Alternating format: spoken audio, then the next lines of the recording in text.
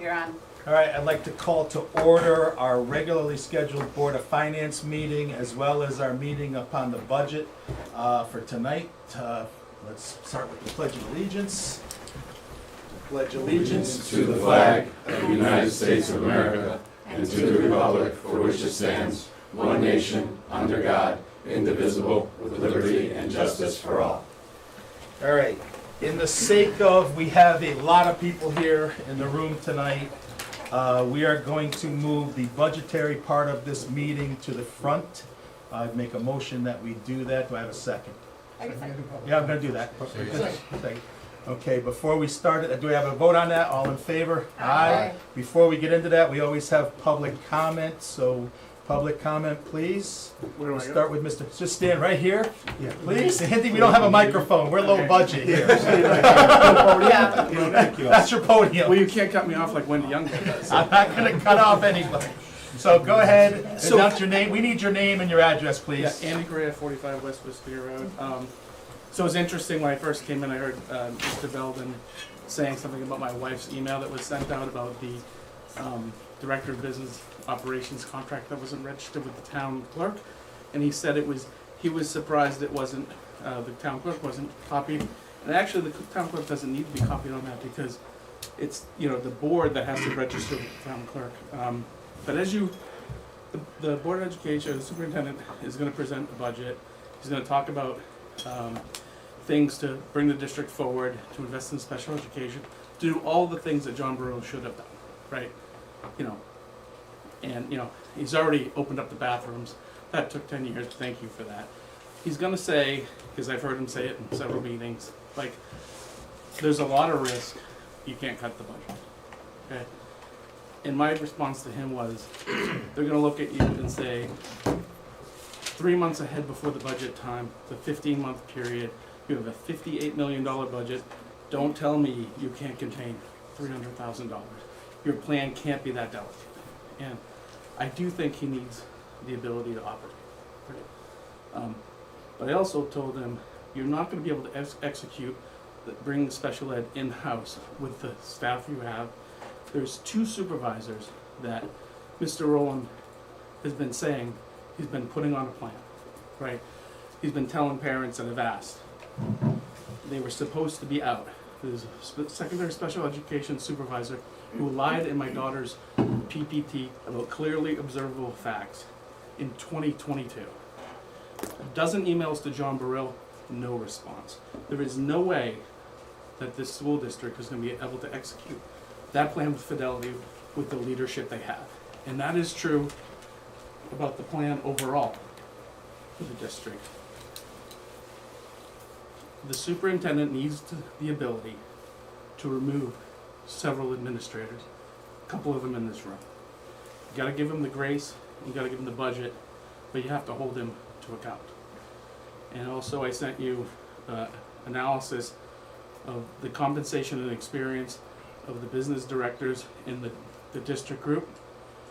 You will find, as well as emails that I sent to the board when the business director was hired, you will find she's underexperienced and overcompensated, and that is really an affront not only to the taxpayers, but to the other employees in both the school district and in the town.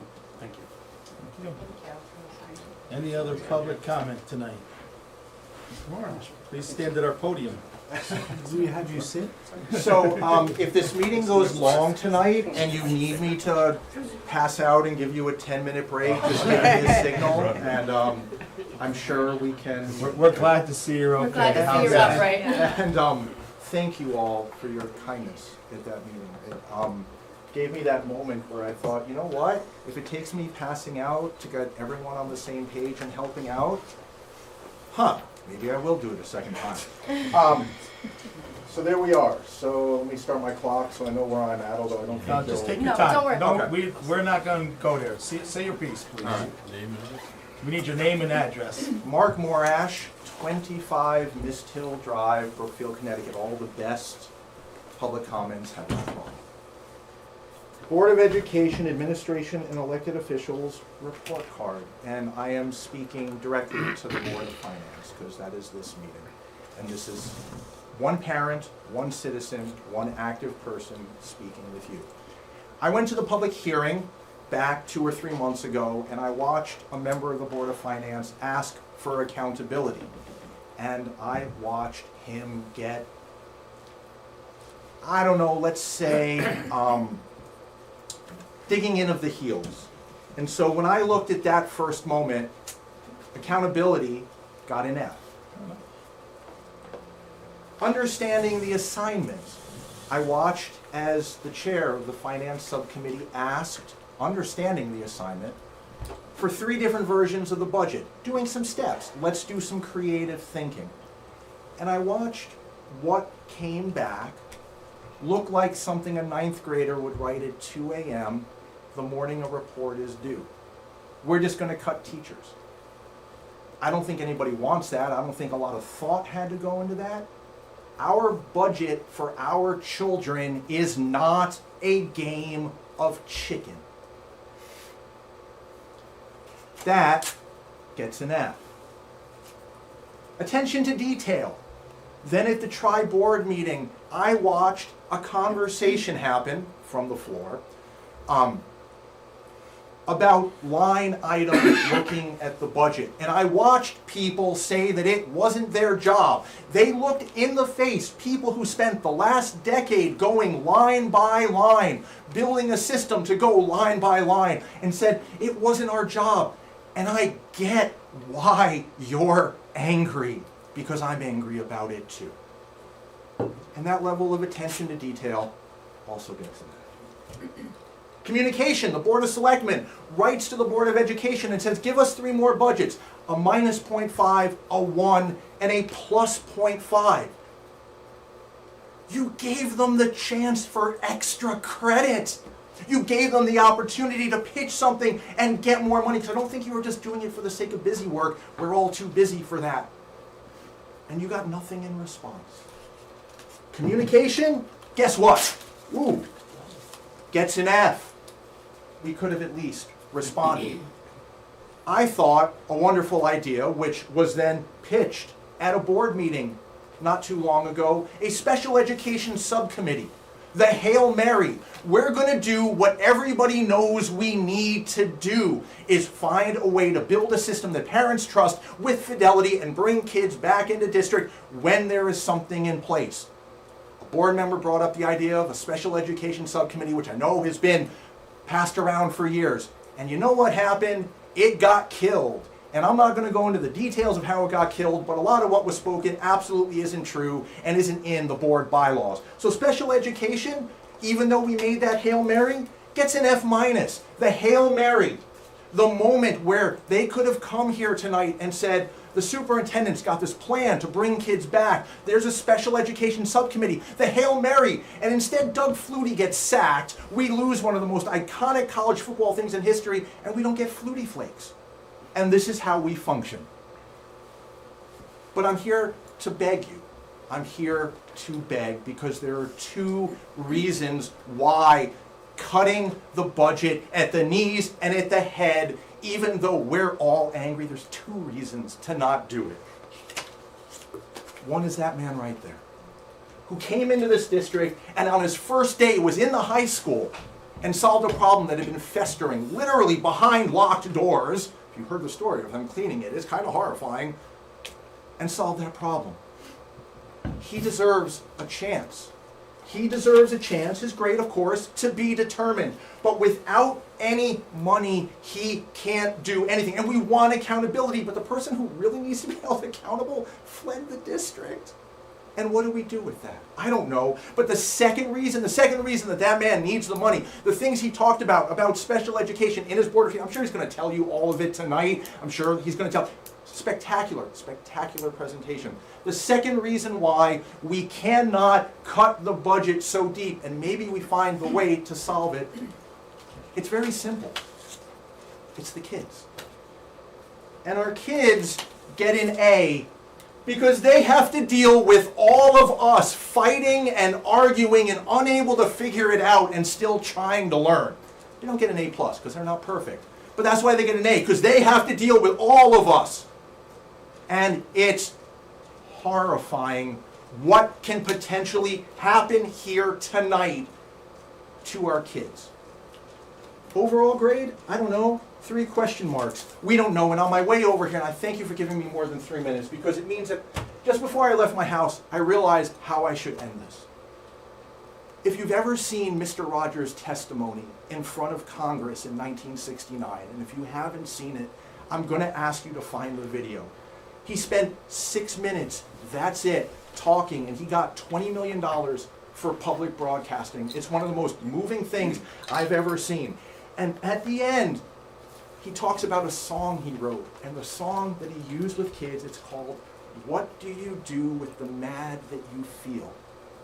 And I'm going to paraphrase it, and I'm going to cry, and that's okay.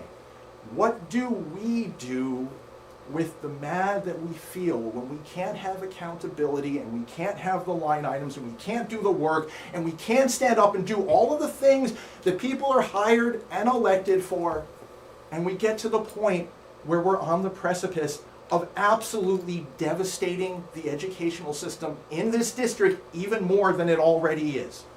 And so I'm going to beg you, I know we want accountability, and I know we want answers. Give that man a chance. Give our kids a chance. Thank you. Thank you. Nice job. Any other public comment? I know Erin wanted to talk, but she's on the I'll be phone quick. for the state. Good evening, everyone. Robert Fischetto, 52 Old Bridge Road.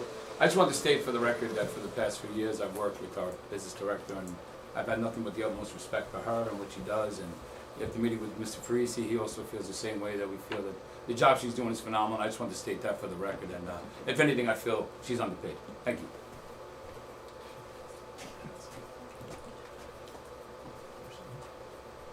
Any other public comment? Yes.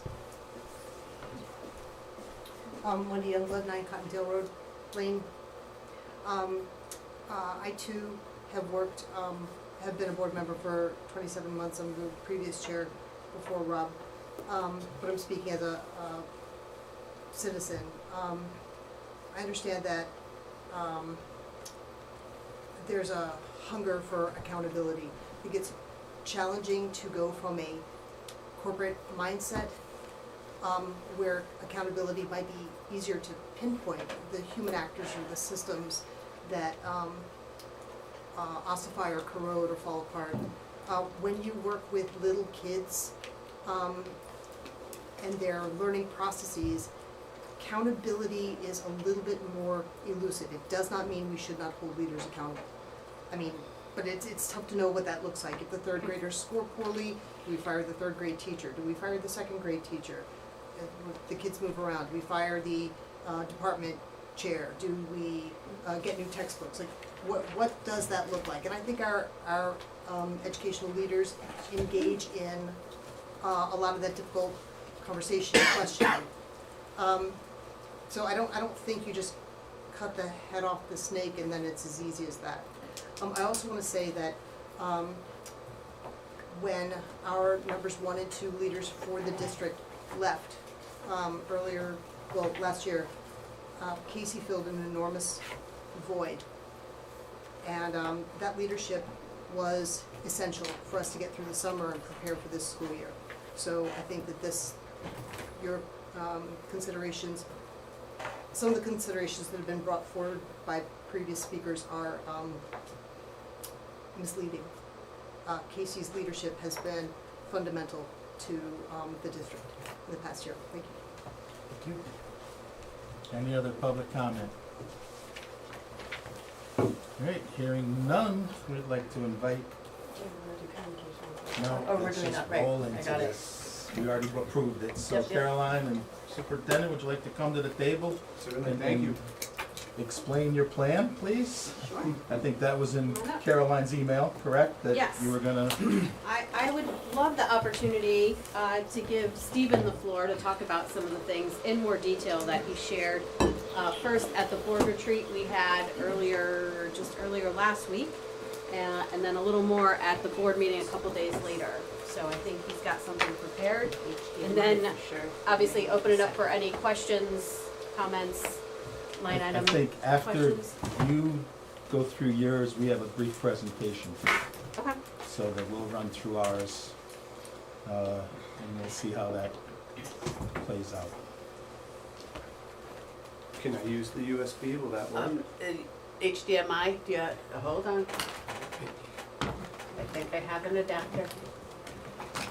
Try the USB alone, but I think you need, No, there's no sense having. I think just the HDMI alone works. Does the sound work?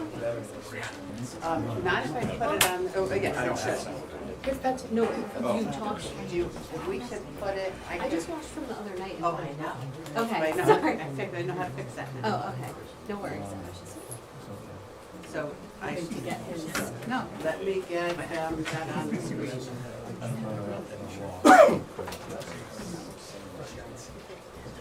Just have to plug them both in. No, okay, Sorry. No, it's both doors. It's fine?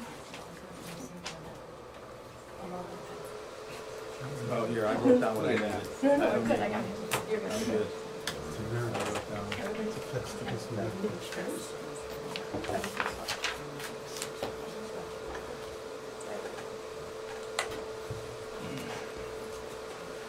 And John, could you just check the sound? It looks like it's working. All right. All set? Yes. Great. So I just want to thank you for the opportunity to come to your meeting, and I know we have a lot of people here, so thank you for hosting us. Just wanted to share a little bit. I've only had approximately about a month to be here in Brookfield, and it's been exciting. It's been exhilarating. I call it thrilling often. Every day is a new day. I'm learning more and more about the Brookfield Public Schools and in the town, in the community, and I'm just really excited about it, so thank you for the opportunity.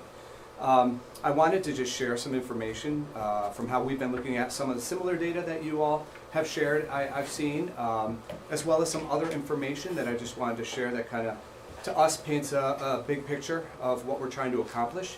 And with that, I have a number of folks here. I know you've asked questions about our budget, had an opportunity to see some budget detail, and we just want to be able to answer any more questions that we can for you this evening. So with that being said, I first just want to start off by looking at what kind of has transpired here in Brookfield, right? With first the enrollment data. What we see with student enrollment is that there has been a slight decrease over the years, right? The last 6 years have been a decrease of student enrollment, with another flat year expected for next year, but then a continuous increase to get back to where we were about 6 years ago, right? So what you see over the next 6 years is that increase back. So we just have to know that. That's important for current planning and future planning. And so that is important to me because it kind of sets the stage of, I don't just want to look year to year. Year to year would be narrow-sighted, right? I want to just think about where are we now and where are we trying to go in the future. So I just laid that out for you just so you can see, and then you can see by school what it looks like. The blue is CLES. I believe the orange is Wisconsin, and then the high school at the bottom.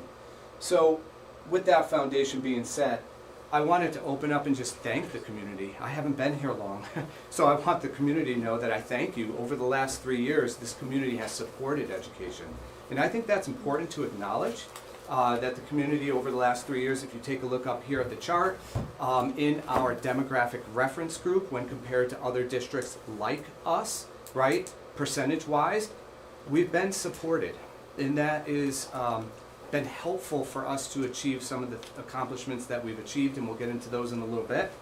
And then when you look at dollar-wise, you can see that that has helped us move up a little bit. And what that means is we have more resources to spend on our staff and our students. And that is critical. We are a human industry, right? The more that we can support our staff and student growth, leadership growth, the better off we are. So thank you for giving us that opportunity before I got here.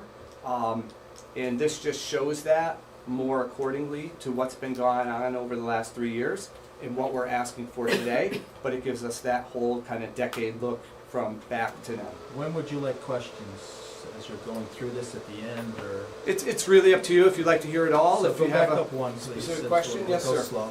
Yes, When you show this, and I appreciate this 100%, and you say Yeah. it helps you along. yes. If you look at Region 15, District 15, they are second worst in the DERG in test grades, so they spend the most money. What's your plan on more money increasing this, like getting the grades up or whatever? Could you say that helps us reach our goals. Mm-hmm. But Region 15 spends 23,000 per student, and or has increased their thing 11.8, and they spend 25.887, and they are second worst in the DIRC. I agree with you on that, because I'll show that data to you too in a Okay, little thank bit. you. All right, then. But I can't comment on what other school No, I'm saying, systems no, and regions what do. are you gonna do? Absolutely. How are you gonna get us there? And that's Yeah. gonna be in this It presentation. is. All right, It is good. coming up. If you want to Yep, just let me get okay. there, that's great. But thank you for the question. That's the whole purpose of the presentation. So I shared this. So I think what this tells to me is a tale of two stories, right? A tale of kind of two Brookfields when you think about it, right? You have kind of when it looks at just. I'm sorry. No, you can't. Thank you. We gotta keep you out, Andy, All right, sorry. thank you. Sorry. You're right, TA, I got it. Thank you. When we have a flat, right? We have student performance right now that is flat in an area, and I'd like to show that to you. But then we have an area of growth too that I'm not sure that's been identified. And the reason why that'll be important to share with you is because we always want to capitalize on the areas where we're doing well and accelerate from there. So I'll share with you a little bit about what I mean when I say that. So when you look at the Smarter Balance Assessment, and you take our English Language Arts Assessment for students that take this exam, and you compare us to the other reference groups, what you'll see in where we're flat and where we want to improve significantly is the first three numbers where Brookfield is. We are in a place where we want to continue to help students meet standard at a higher level. We want more students to meet standard, period. So that'll be the work we have to engage in. What we have to understand also is what is accounting for us having the highest growth out of our DIRC. So we are doing things very well and some things that are working very good for us that are giving us the highest growth out of anyone else in our demographic reference group. What is it? How do we capitalize on it? What are the other parts of the systems and structures that require some reframing so we can accelerate that growth even more so that way the other numbers go up at an equivocal pace? That's what we want to do, and that's what we would do different than the region that you just shared earlier, sir. And I'll share some specifics around that. When you take a look at where we are in mathematics, you see a similar concept here. We aren't toward the top, but we are in the upper third, right? And we're doing some things that are very good in math to accelerate our growth of student performance, but it's not accelerating quick enough for us to get out of that flat line that we have. So those are the questions we have to answer in the systems and structures we need to reframe to do things better to help that achievement move forward. And lastly, when you combine it all together, out of everyone in the DIRC, our growth is the second highest. Our scores are where we want to get more kids to achieve at higher levels. So with that being said, this is what it looks like just in the last year of this information that's on the state website, and all of this information is from the state website. So these numbers are actual, reported, state website numbers. And so we want to keep that bottom growth going and accelerate even further, get up into the 2s, 2.6s. We need to accelerate that growth at a faster rate than we are. Even though it's going good, how do we push it forward even more? To do, lastly, what I would just say about something that the data I haven't seen us look at too much is what we would call kind of the whole child. And when we take that into consideration, this is how well a school or school system is preparing students for success in college, career, or life. So it takes a number of factors into account. Student performance, student growth, chronic absenteeism, college and career readiness, high school graduation, post-secondary entrance, physical fitness, the arts. It takes everything we do to educate a child into account. And when you take some of our neighboring school systems that are also in our DIRC, you have Monroe, New Fairfield, Newtown, regional school districts, and then Woodbridge, you start to see that our growth is actually in our student performance holistically that align to our portrait of a learner is just as good, if not better, than some of those districts. So our students are doing very well when they leave us. So what do we need to do differently when they're here so they can even do better when they leave us and do better when we have them? So these are just the questions that we start to ask ourselves when we look at this information. Some things that we think we can do is invest in our students here in Brookfield, and we think we can do that if we're supported with the budget that we presented before you. One of those is when we can get our children at the earliest age possible in pre-kindergarten, and we have an opportunity to give them the readiness skills they need to be successful in kindergarten, first grade, second grade, and third grade, then we have a significant opportunity to help them meet those standards that we're talking about more readily and accessibly, as well as reduce the potential for intervention that's necessary. Because we find that we are expending a lot of money in that area. So how do we curb that? One way to do that is prepare kids and get them ready as soon as possible for what is expected and build that readiness for them. The second thing is to consider bringing some students who we currently thought we would not be able to educate here in Brookfield back to Brookfield. So we would want to give an opportunity to create another program at Candlewood Lake Elementary School where we can have some students return back home and we can educate them here. That'll help us keep community students in community schools and really provide the culture and community in this environment that they need through a method of helping them understand that they belong and they can be successful here. And I should have brought that bottle of water that I contemplated when I left my house. Take a few minutes. Absolutely, yeah. I'm fine. I just talk too much during the day, and that's what this is telling me. So in the next thing that we would like to do is I've had a chance to kind of analyze our talent management system, is what I would frame it as, right? So when we have staff who leave Brookfield Public Schools, right now, we aren't poised in a position to be ready to attract top-tier talent. Because the way in which that we engage in knowing who's leaving and who is not leaving right now is somewhat difficult to know. So we have, let's say, a great, oh, you're the best, thank you. We have a great recruitment fair coming up. A lot of excellent students come out of the UConn program. It's in a week and a half. We're not sure who's retiring right now. We're not sure who's leaving us at the end of the year. We have no system in place to know that, so that we can go to this fair like many other districts do and recruit talent right on the spot. So they recruit top talent right then and there. Boom. Here's a conditional contract, pending that you pass your certification, pending that you graduate, right?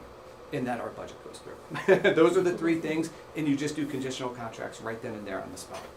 We don't have that ability to do that right now because we don't know those things. The best thing I can do in this organization, outside of helping reformulate some systems and structures, is also to put the very best teachers and leaders in front of kids.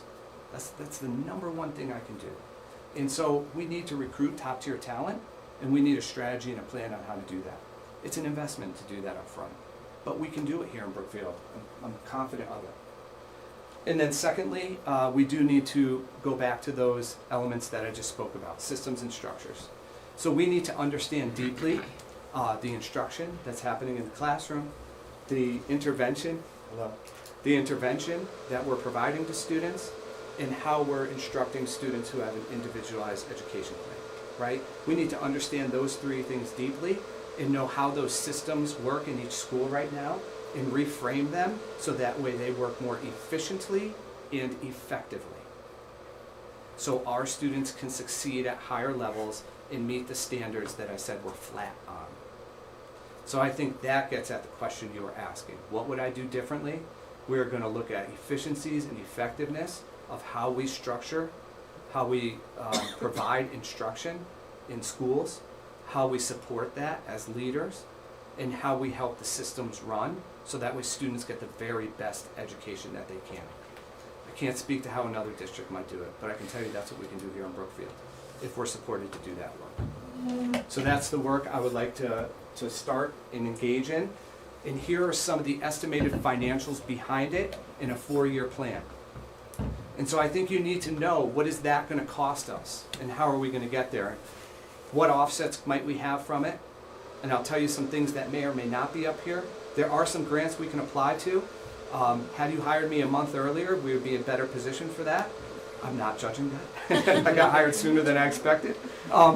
However, We have grants that we can go for, especially down the road, so those years 2 and years 3 will look a little bit even different because I think we'll be eligible for more opportunities that are out there. But this is what it would look like to enact the top 4 things that I just shared with you that I think would be programs that would continue to help support our students achieve at higher levels. But we can't do that without considering the maintenance of things that have to happen that we currently have. We currently have some programs at Candlewood Lake Elementary School that need maintenance, they need support. And we're finding these things out as we're learning about what they need, as we meet with educators and we talk to the leaders. And so right now we have a program that is keeping students from going outside of Brookfield. But it needs support. It needs an occupational therapy assistant to support it. So we need to provide that, or else we'll be in the exact problem that we see ourselves in that we're trying to change, right? We know that they also need some support with how to manage the social-emotional well-being of students. So there is curricula and support that we can offer and provide. We need to do that. So that way those staff feel like they have a way in which they can most effectively manage the needs of those students. We know, and you all probably heard, and you heard in public comment, that there is an initiative to support the reopening of a number of bathrooms at the high school. Well, we've been fortunate enough to work with Brookfield Cares, and we have some finances, and we're going to be able to support some smart sensor devices to help with that reopening. But that isn't nearly enough.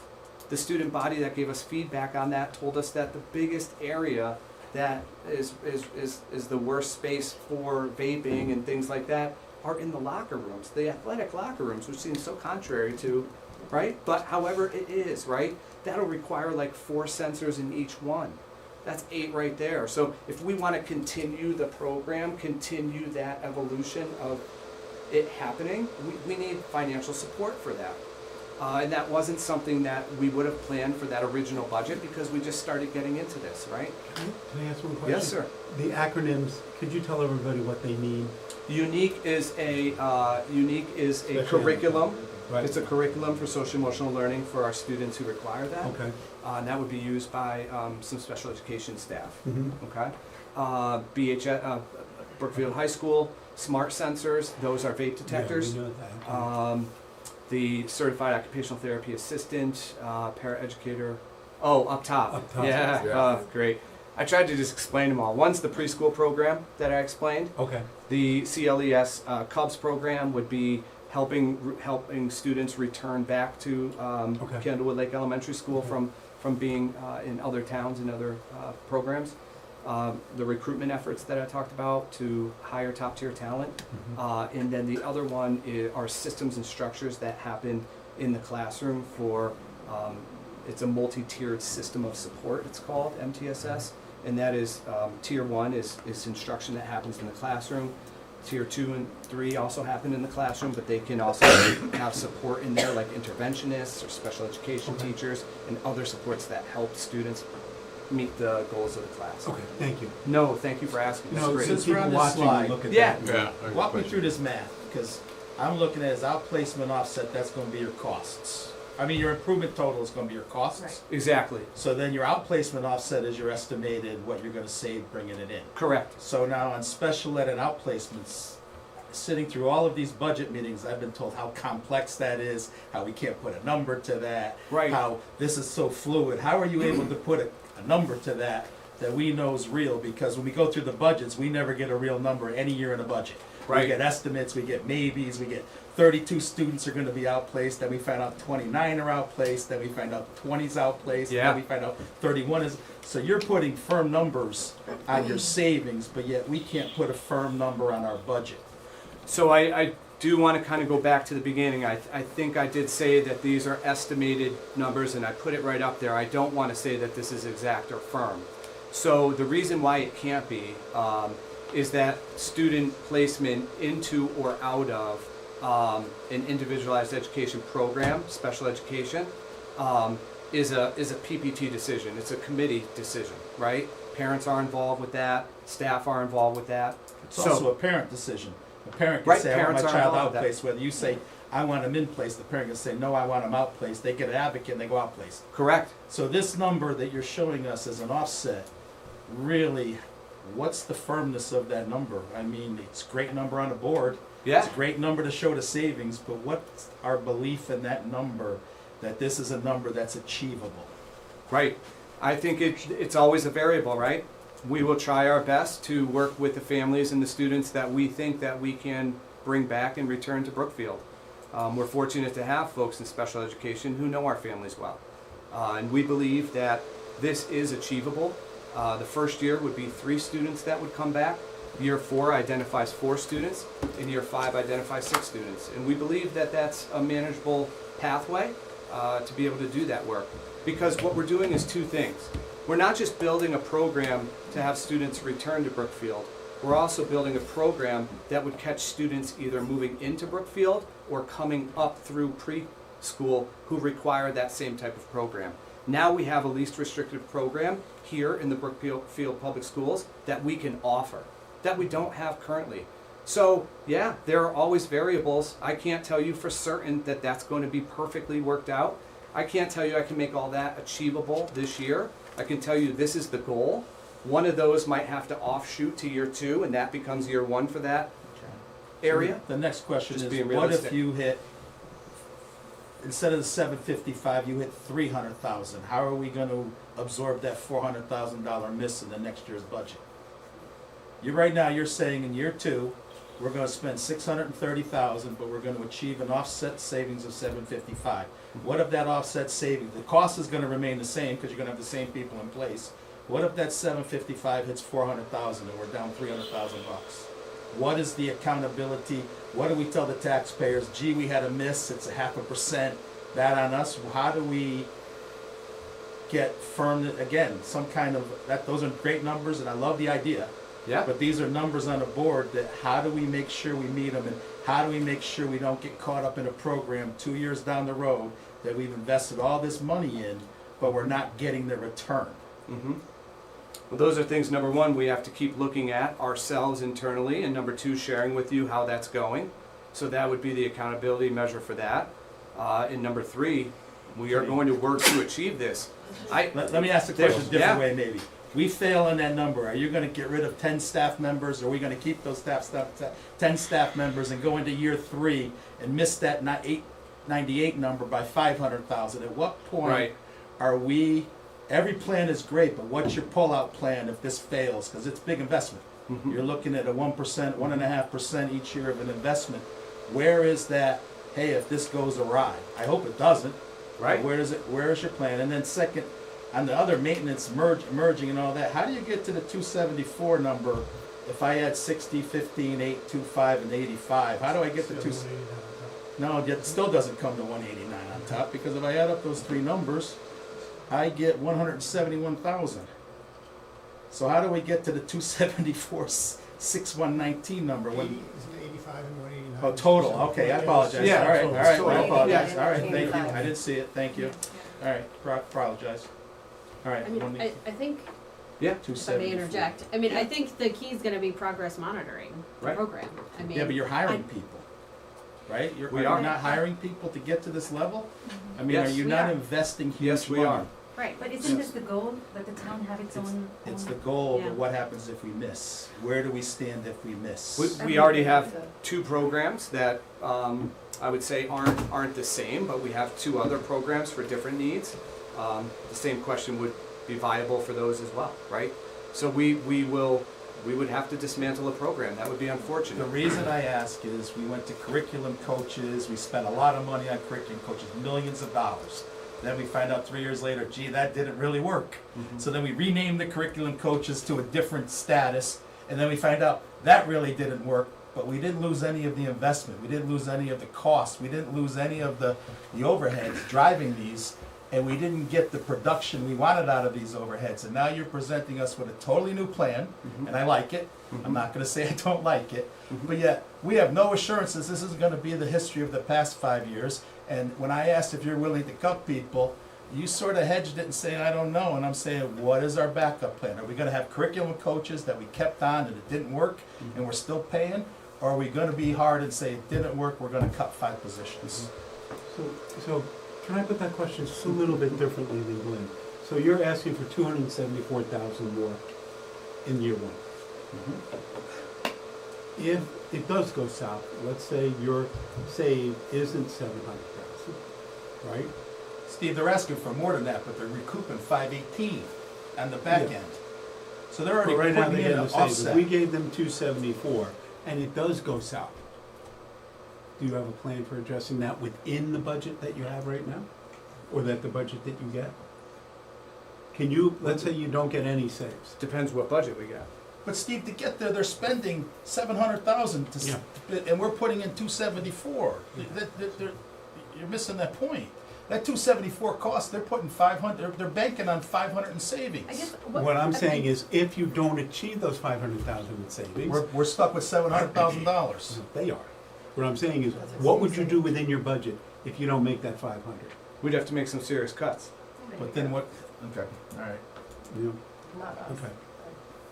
Right, we would.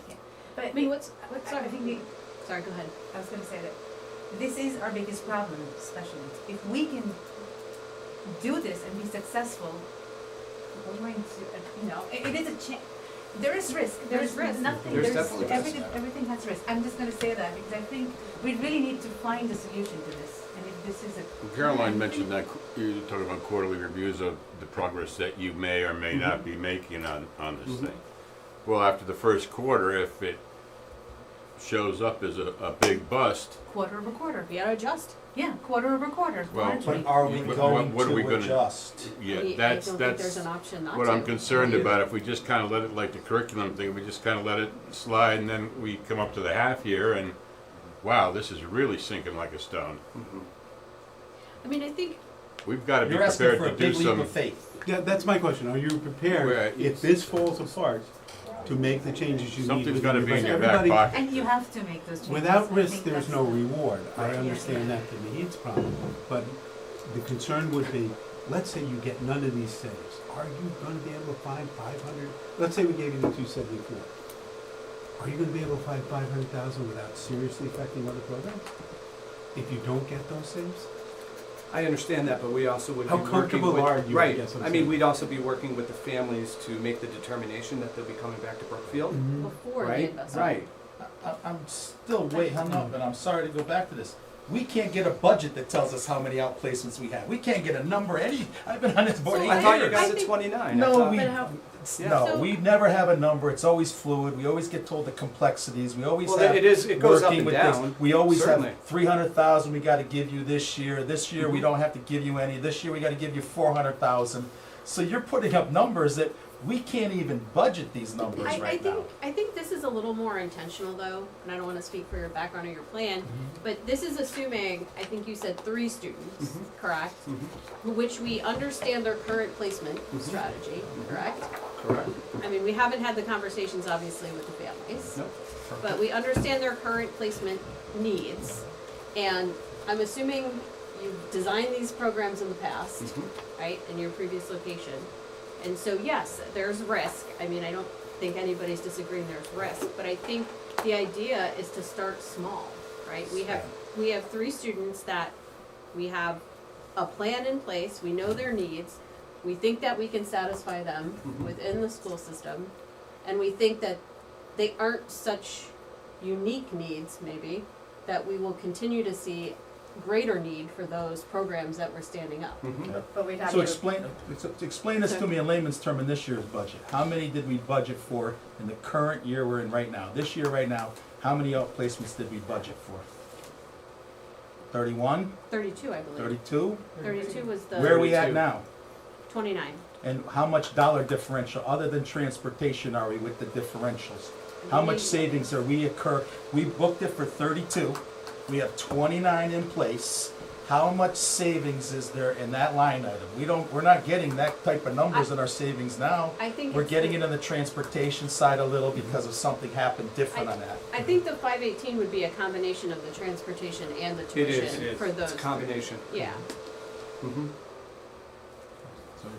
So So that- my only question was, is we would need to, you're asking us to approve it, but there's nothing set in stone that those 3 students' families would be amenable to try this.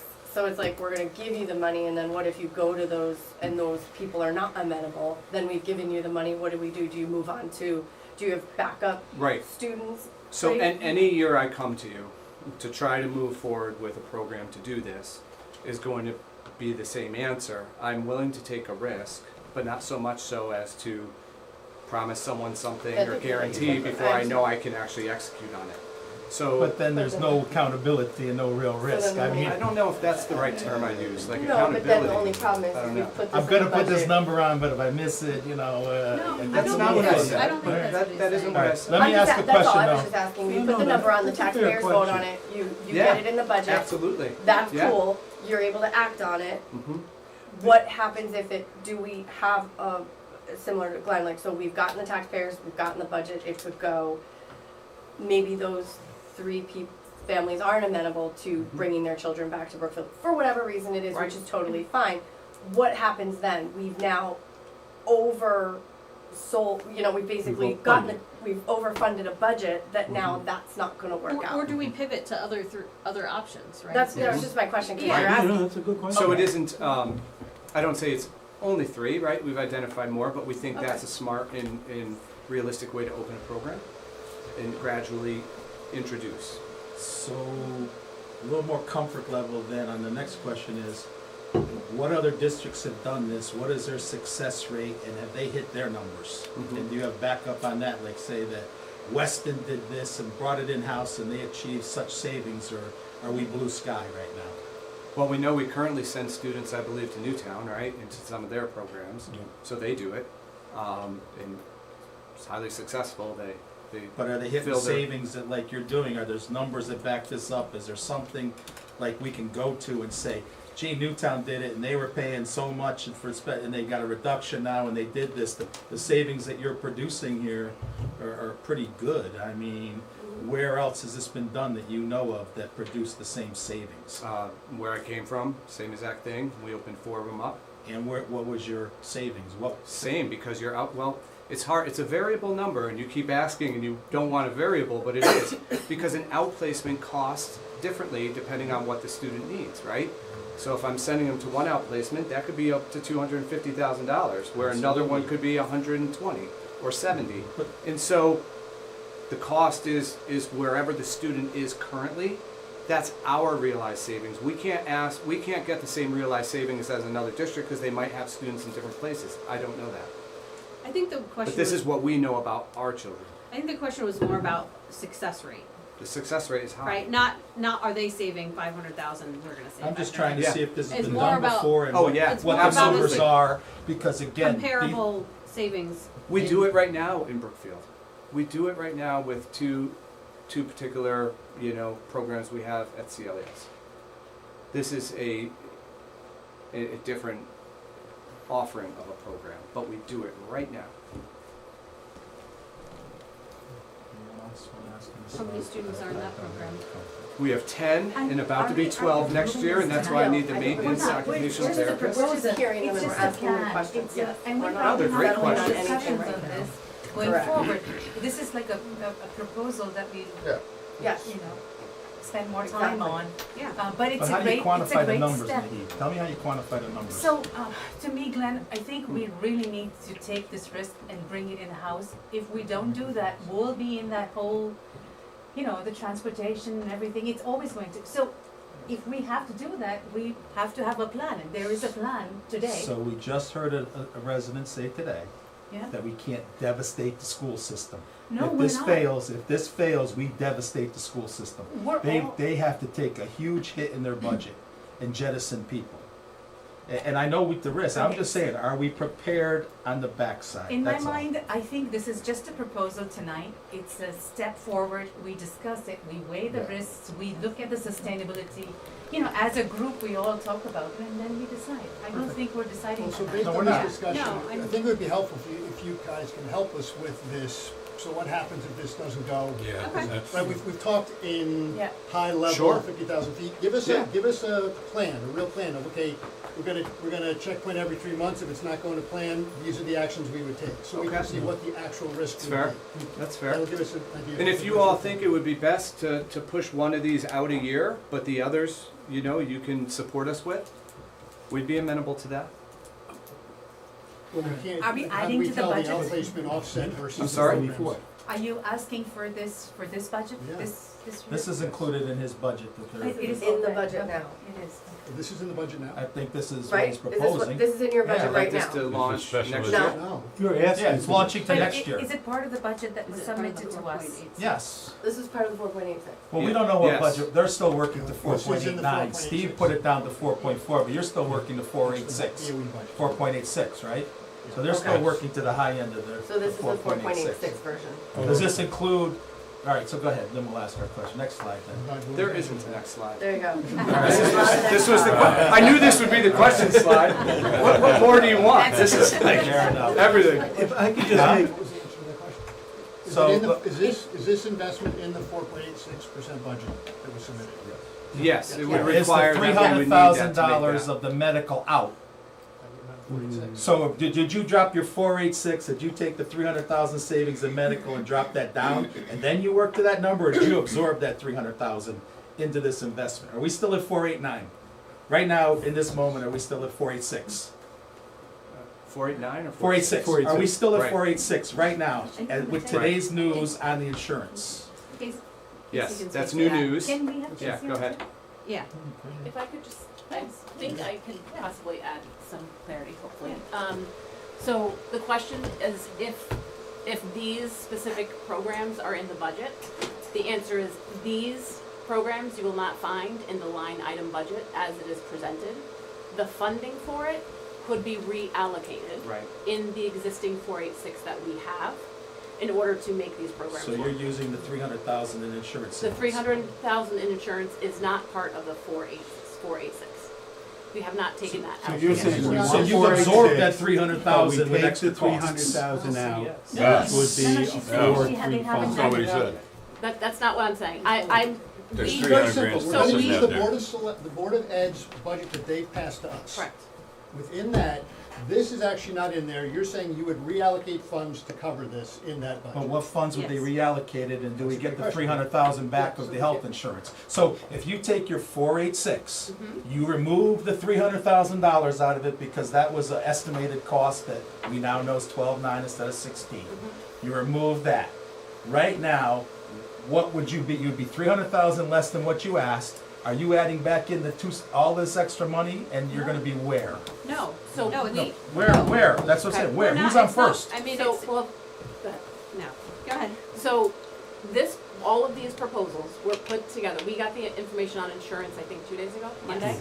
Yes. These were all put together last week. So we did not know the insurance number. Yeah. When Superintendent Parisi put these programs But you together. knew it now, so tonight. Well, let me, Right. can I Let say her one finish, thing? let her finish. The So- budget so- was 486. Yes, It's gonna come down by 300,000 to whatever the absolute number is, and you're saying you will find ways to reallocate money within that bucket to fund these programs. Minus 300,000. that is what we're Yes. Take saying. the 300,000 Yes. number. Okay. Yes. Or you Yes. take That's a Yes. new number, and then Yes, you that's contain new in that number information. by Yes. moving things around to find a way to do this. Correct. Okay? Yeah, yeah. I mean, you understand what they're saying? I just want to, I don't see it, and it's not because it didn't come in. So- no, I still don't see it, how it's gonna work. I don't see the direct path there of how it's gonna work.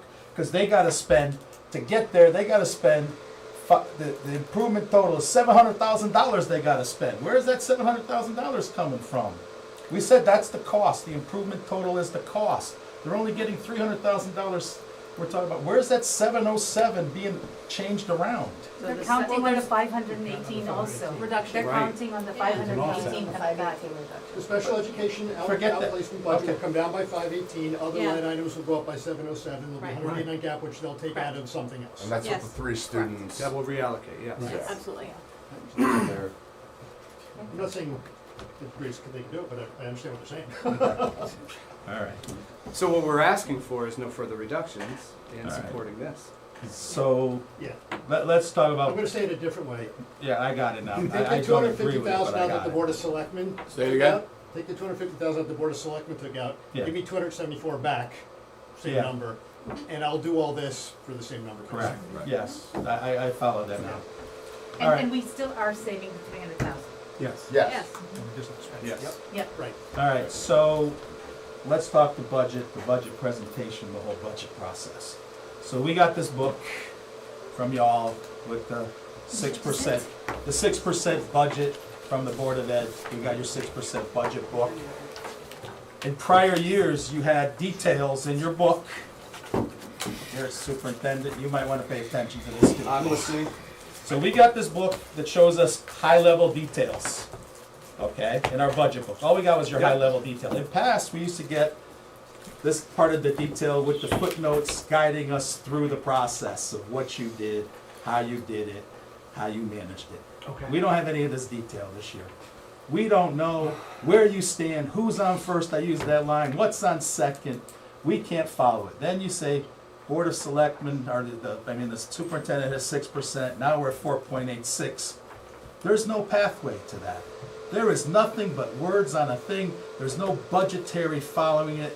You don't have a document that says line items that we do, and I'm gonna go into a presentation on that as well. That we can't follow these moves. We really have no accountable traceability in a document that was given to us. You might have it, we don't have it. So my understanding, I thought, was that we sent you the You sent me this. workbook with the details electronically. We have that? 'Cause I That don't was have sent it. to you back in February. I don't have it. I've looked. 26th? I don't find it in my emails. February 26th. I Whether- think Caroline had forwarded it to all of you. correct? We got what she has in her hand, which is a summary. A summary is all we got. We don't You have didn't any have all the detail. tabs with the details? No, Workbooks? The Yeah, I workbooks? shared out, yeah, I shared that with you, right? Yeah, yeah. we don't have it. We don't have it. I thought it I was thought it shared. was shared out, the workbook. So if I can say, the report that you're holding up right now with the sort of descriptors Yeah. of what the changes are, if you look at this report here, which is a 3-page, It doesn't really notate it like this page did. so it actually notates every single account. That one doesn't notate every account, but the notes that were in there are now in this, I think it's 3 Okay. pages. Fair enough. And so it's just in one report. Okay.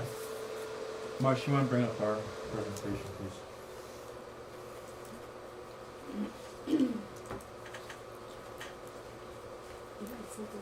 Huh? I put yours in first. Okay, I didn't send them on to this. So, go on to the first slide. So, I'll let Brian talk to the first slide. Yeah, this is really interesting in that this slide is a very simple slide, but it actually kind of aligns with what we're talking about in a lot of the public comment on this meeting, right?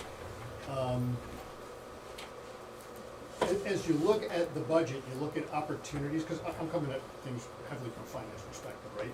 There are things that I would call tactical, and there's things that are strategic, right? And I think that everybody's objective is we want to make sure there's opportunity for you being new and for the whole board to be able to do strategic things, right? And there's also tactical things that you can do versus what's in the budget that have some opportunities, right? And so, you know, this just laid out the numbers so for people that didn't understand that there's what I was trying to say, Casey, is that the submission that came in was 486, the health benefits around 300, you'll give us the exact number, I'm sure. The Board of Selectmen cut 250, and so that's the number as we stand today. And so, you know, my first thought was, you know, we can talk about that 250, but is there a real opportunity to get to that? And you just kind of said, yeah, we think we can because I want it back to be able to make these investments. So that kind of aligns. And what's interesting is you kind of laid it out this way. Look, it's kind of from tactical to strategic, top to bottom. So I want to make investments in the special education issues, which are strategic, and I will find ways to make some savings, which are, we call detailed line sort of a finance thing, but finding money in other places. Legal fees is an area that's up big, that, you know, obviously is a big place to look. If we can figure out how to work better together, that might go down. Except, you know, so it looks to me that there, and I didn't get to, I wanted to listen, right? But it looked to me there are definitely ways to find opportunities to save 250,000, and then if we want to reinvest them in initiatives, it's there to do. So that was, you know, just kind of a simple top-level thing, but it really aligns very closely to what you guys were just talking about. All right, next slide. So this was the summary of the reductions that was given in your presentation. Right, so we go down through, that's how you got from the 6 to the 4.86. Next slide, please. So when we budget track on our side, and I don't know if you can make that bigger. When we, no, that was, you're on the next slide already, hold on. I'm trying to make it bigger, I got it. Okay.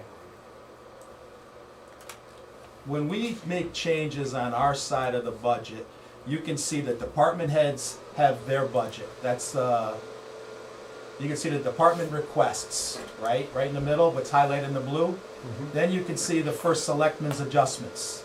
Then you can see the board of selectmen's adjustments, and then we would put, there'd be, when we do ours, we'll have the BOF adjustments. When you guys went from the superintendent budget to the BOE budget, you hardlined the number changes. You changed the number, if it was 107 on the 6% budget, you hardlined it to 100,000 on the 4.86 budget. There's no traceability in what you presented to us on how you got to other than that number on the other sheet. In your budget, it's not there. So let's go down to the next slide, because here's your next budget. It says the superintendent's budget. Now this is the 4.86 budget. These are hardline numbers in there. So can you go to dues, look at the dues and fees line on this right here, the one, you have the dues and fees line of what, 100 and what? 708. 100, 708. On your 6% budget, it's hardlined in at 107. I don't know how you got from 107 down to 100. We were You reduced it, but you Yeah. notice in our budget, there's traceability of reduction. So go back to our budget, up top, go up one more. We know that the department requested on line 2, union wages, or they'll go to line specialty pay. Departments requested 452,000. Steve took $75 out for some reason.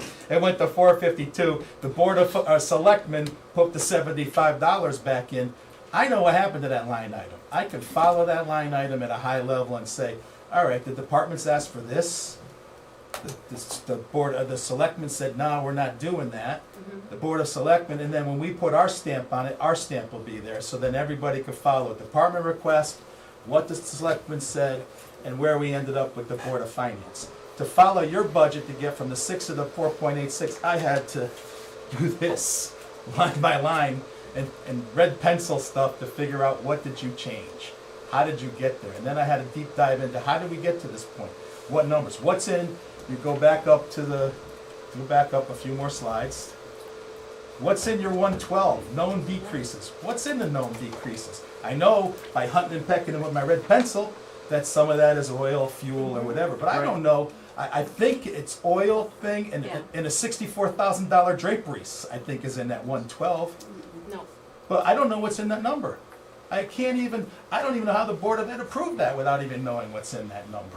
Again, so let's go back down. So you go back up, I'm sorry. Now look at this number here. Conference travel dues is $17,841. Very simple number, I get it. Let's go down a few slides. I look at conference dues and travel, I come up with a number of $15,241 with my math. I don't know how you got to the 17, and I know it's $2,000, I know it's immaterial, but how did you do that math to get to 17,000? And I asked Marcia to double check me, and I come up with 15,241. How do we get to that math? Because if that math isn't right, how do I know the other math is right? No, it could be right, but I don't know how you got there. I don't know how you took those differentials, and I counted 8,500, 6,741, and come up with 15,241, but yet on your slide you show 17,000. I can't follow this budget in any way. And I've done budgets before. I struggle with this. I spent hours on this today saying, I don't even know what they're asking for. I don't know what they're doing. So let's go down to the next line. Here's the review of cuts I did. I had to red paper this to figure out what happened, how did we get to where we're at, and I look at this and say, all right, now Naheed, in these next things, you're gonna love some of this next things, and I'm sure there'll be an explanation. So some of these things, prior years, they were 100K under budget. So let's go to the next slide. On this one, the co-curriculum coaches, can we make that bigger somehow? Ken? This one isn't so intense, but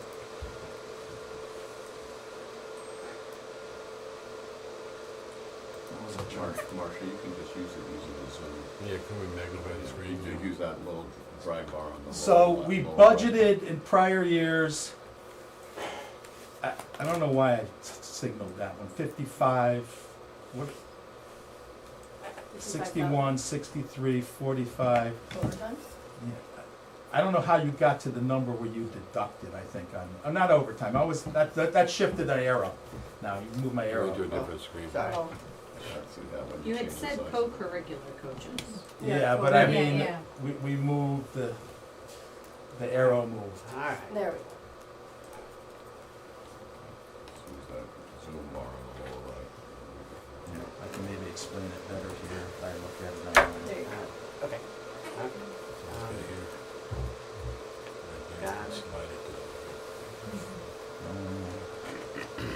So let's, where are we There at you now? go. So 430 to 495, and then if it is 401? Yeah, now? so, they explain how we got to that number, because prior years, I don't follow the budget versus actuals and how we got to that number. For the Yeah. co-curricular coaches? But that one's not even a hard one, that's not the one I'm really looking at, is a really good. That one, if I recall, is I can't have you talk about, I It's a can't what? have you. a county champion. It's athletic Yes. and club coaches. Right? It's for athletics and clubs. Yeah. But I mean, I'm just trying to figure out how we got to that number. 419, we spent, one year the act budgeted 419, we spent 407. One year I budgeted 447, we spent 438. We're always under budget, and that was one of your give backs, but was that like a give back, or was that like, we've So in always the been over contract, budget? in the contract, you have clubs and coaches, right? Yeah. Is this Yep. my- But we're always under budget. You don't know how many people are going to take on those roles or not. Who might stop them mid-year, if they run or not. A teacher might say, I'm gonna do this club, and then they don't get enough kids to run it, so now you have to plan for having that money, now you don't, you know what I mean? So it will always be a variable, because you don't know from year to year which clubs are going to actually run or not. Coaching staff changes all the time. Okay. Those are just that's staffing transitions all the time, so then you hire someone who may have left at a higher rate, at a lower rate, and now so it's an offset there, or maybe the opposite, someone at a lower rate took the club at a higher rate, you know, so there's, But you're always on the high variables. side. On all these points, I'm gonna be, you're always on the high side. You've Okay. always maxed out. We talk risks and reward on the front side. I'm gonna go through a bunch more. You're always maxed, so we have a lot of great people doing clubs and coaching. but you're always underspending the budget on that. Okay, we'll So look we're at that. looking for tight budget. You're looking for this expense, but yet, let's go to the professional education line on page 2. I think the Yep, next slide. Right there, yep. All right, so professional education, you budgeted 64,000 one year, your actual spend was 27,000. You budgeted 95,000 the next year, actual was 62,000. And then you brought this in to 68,150, but I'm like, we've always seemed to over budget this by substantial amount of money. And how do we believe this number now? Because we've missed by big numbers on these line items. So I guess in this detail is, where was the discussions at the Board of Ed level to say, how did we get here? Because Naheed, when we go through line items, she say, we spent $7,000 last year, and we budgeted $7,000, we spent $6,500. Why aren't we looking at that $500 in savings? This is another high side. So let's go to page 3.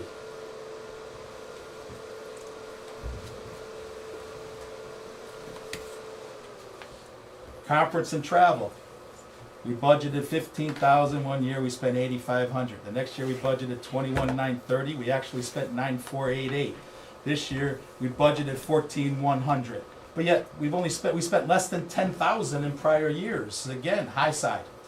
So here we are saying, oh my God, we got all this, we've scrubbed this budget. This budget is scrubbed, but yet here's another thing where there's more money that we could absorb into the investments.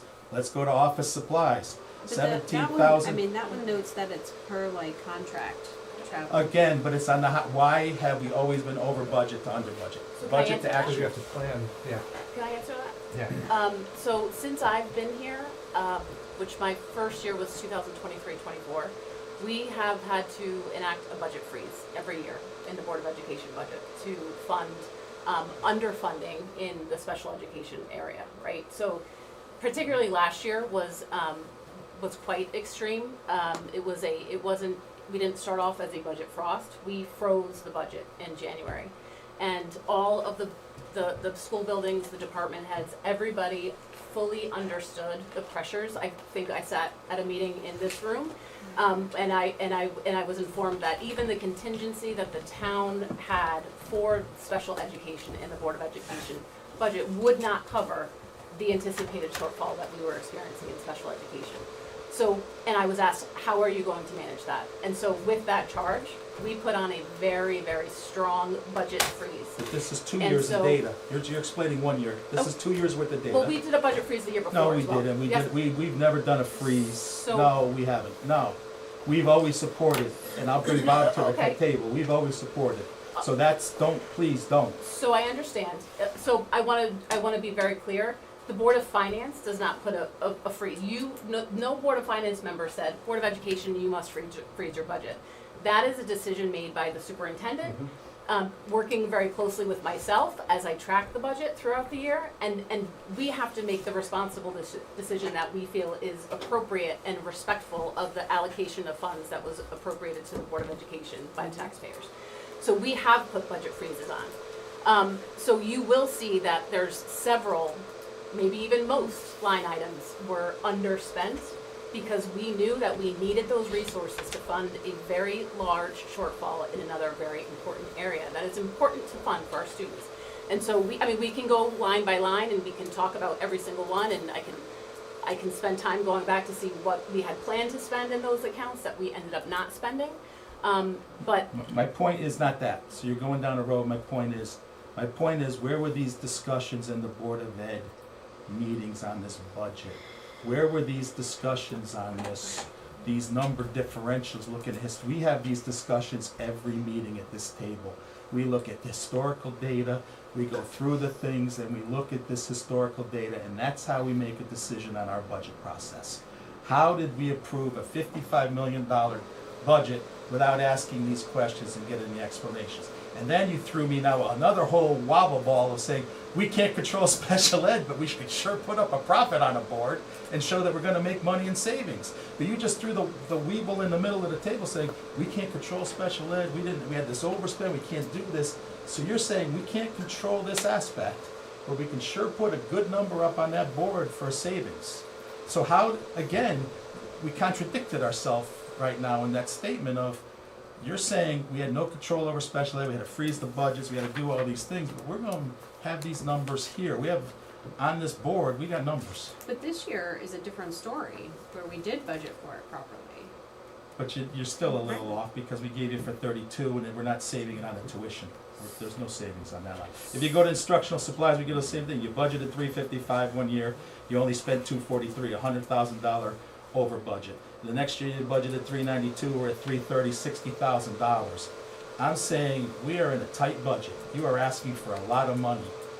You're on the high side of all of these numbers. I understand budget freeze and frost. We told you not to freeze. In fact, I can ask Bob Bell at the table years. We said, do not freeze, we'll fund it. Okay, so that's how we managed this. So I'm saying is, I don't think that, and the selectmen asked you to scrub this budget a little bit more to go through these numbers. I don't think these discussions were had of what this historical numbers are. So let's go on to the next slide. Well, just one more point, right? I mean, just before you said, we think we can make an investment of $274,000 and not change my budget. That implies there's $274 somewhere else in the budget that we would be okay. Either we don't need it or Reallocating. right. Now we don't need it. right now, Well, it could be I that- don't that think we don't need we'll it, but I spend it think anyway. we can spend it better, you know? And I mean, then the second thing is, I think when you come back in with what would happen if it doesn't work, give us an indication of what you've reallocated. right. That'd be very important, because this implies that there's areas in the budget that maybe you don't need the money at all. Reallocate is, you'd use it, but you're gonna decide not to, so So- it's a little different. I guess I just want to reframe because I'm having trouble going through 20 years of budgets just like this, where you find a shortfall, you have to reallocate to manage that shortfall. So this is what that is. I'm not understanding how it's what was said was thrown in the middle of the table as a wobble ball. To me, that's very clear. You have to, special ed is oftentimes and sometimes not a non-fixed variable, right? It's sometimes unknown. I understand that. So when it gets to that point, we need to stop certain things spending, right? Take the money, reallocate it to manage the shortfall. That's gonna show up every year. I get your logic, I understand your logic. So from just in my brain, ins and outs at my work, do you not reallocate it and move it to special ed? So Right, yes, we do. So why is it showing credits there? Wouldn't you have it gone, as in, I spent all the money, but I moved it here? Because you didn't spend it on what you actually, so Okay. if you really needed, let's say $21,000 to do whatever that is, I I'm think not that's sure. where it looks a little, Can't read like, it. to me, wonky, because it looks like, oh, you have all these savings, Because what but if you you never took want it to and do moved is it. not tell the other boards, this is what we really need. But Okay. these things keep boiling up so high that we have to reallocate and do this. So this actually shows the true story of what we really needed and to run and function the way we'd want. However, we have to reallocate to run the way we need to manage So you shortfalls. reallocated all that money prior to coming and asking for us, coming and asking the Board of Selectmen and the Board of Finance to fund special education overruns. You had So, I'd like to reallocated see all that that stuff allocation. before you came in. Let's back that up, let's see that So this happened allocation. last year. That's what I No. said. I was saying, I yeah. remember Casey Right. sitting here Yeah. doing this and Yes. congratulating her on that. So I do, Yeah. so I think, I think I wasn't here when that was why I was asking. maybe I can say this. So, our budget is predominantly education, right? Sure. And you manage more than we do, actually, truthfully, because when we sit here and we look at numbers, we're only looking at everything other than Board of Ed. Board of Ed is yours. And we try to be very thorough, line by line, and you've heard this, and I think you're doing great, Casey. I recognize your coming in has helped us a lot, but I think the point that everybody's trying to make is that we would love Board of Ed to also be, because not one person or two people should be running a budget that big. It takes 6 of us deliberating and debating and discussing to finalize a budget. It should take the same number of people with the Board of Ed budget too.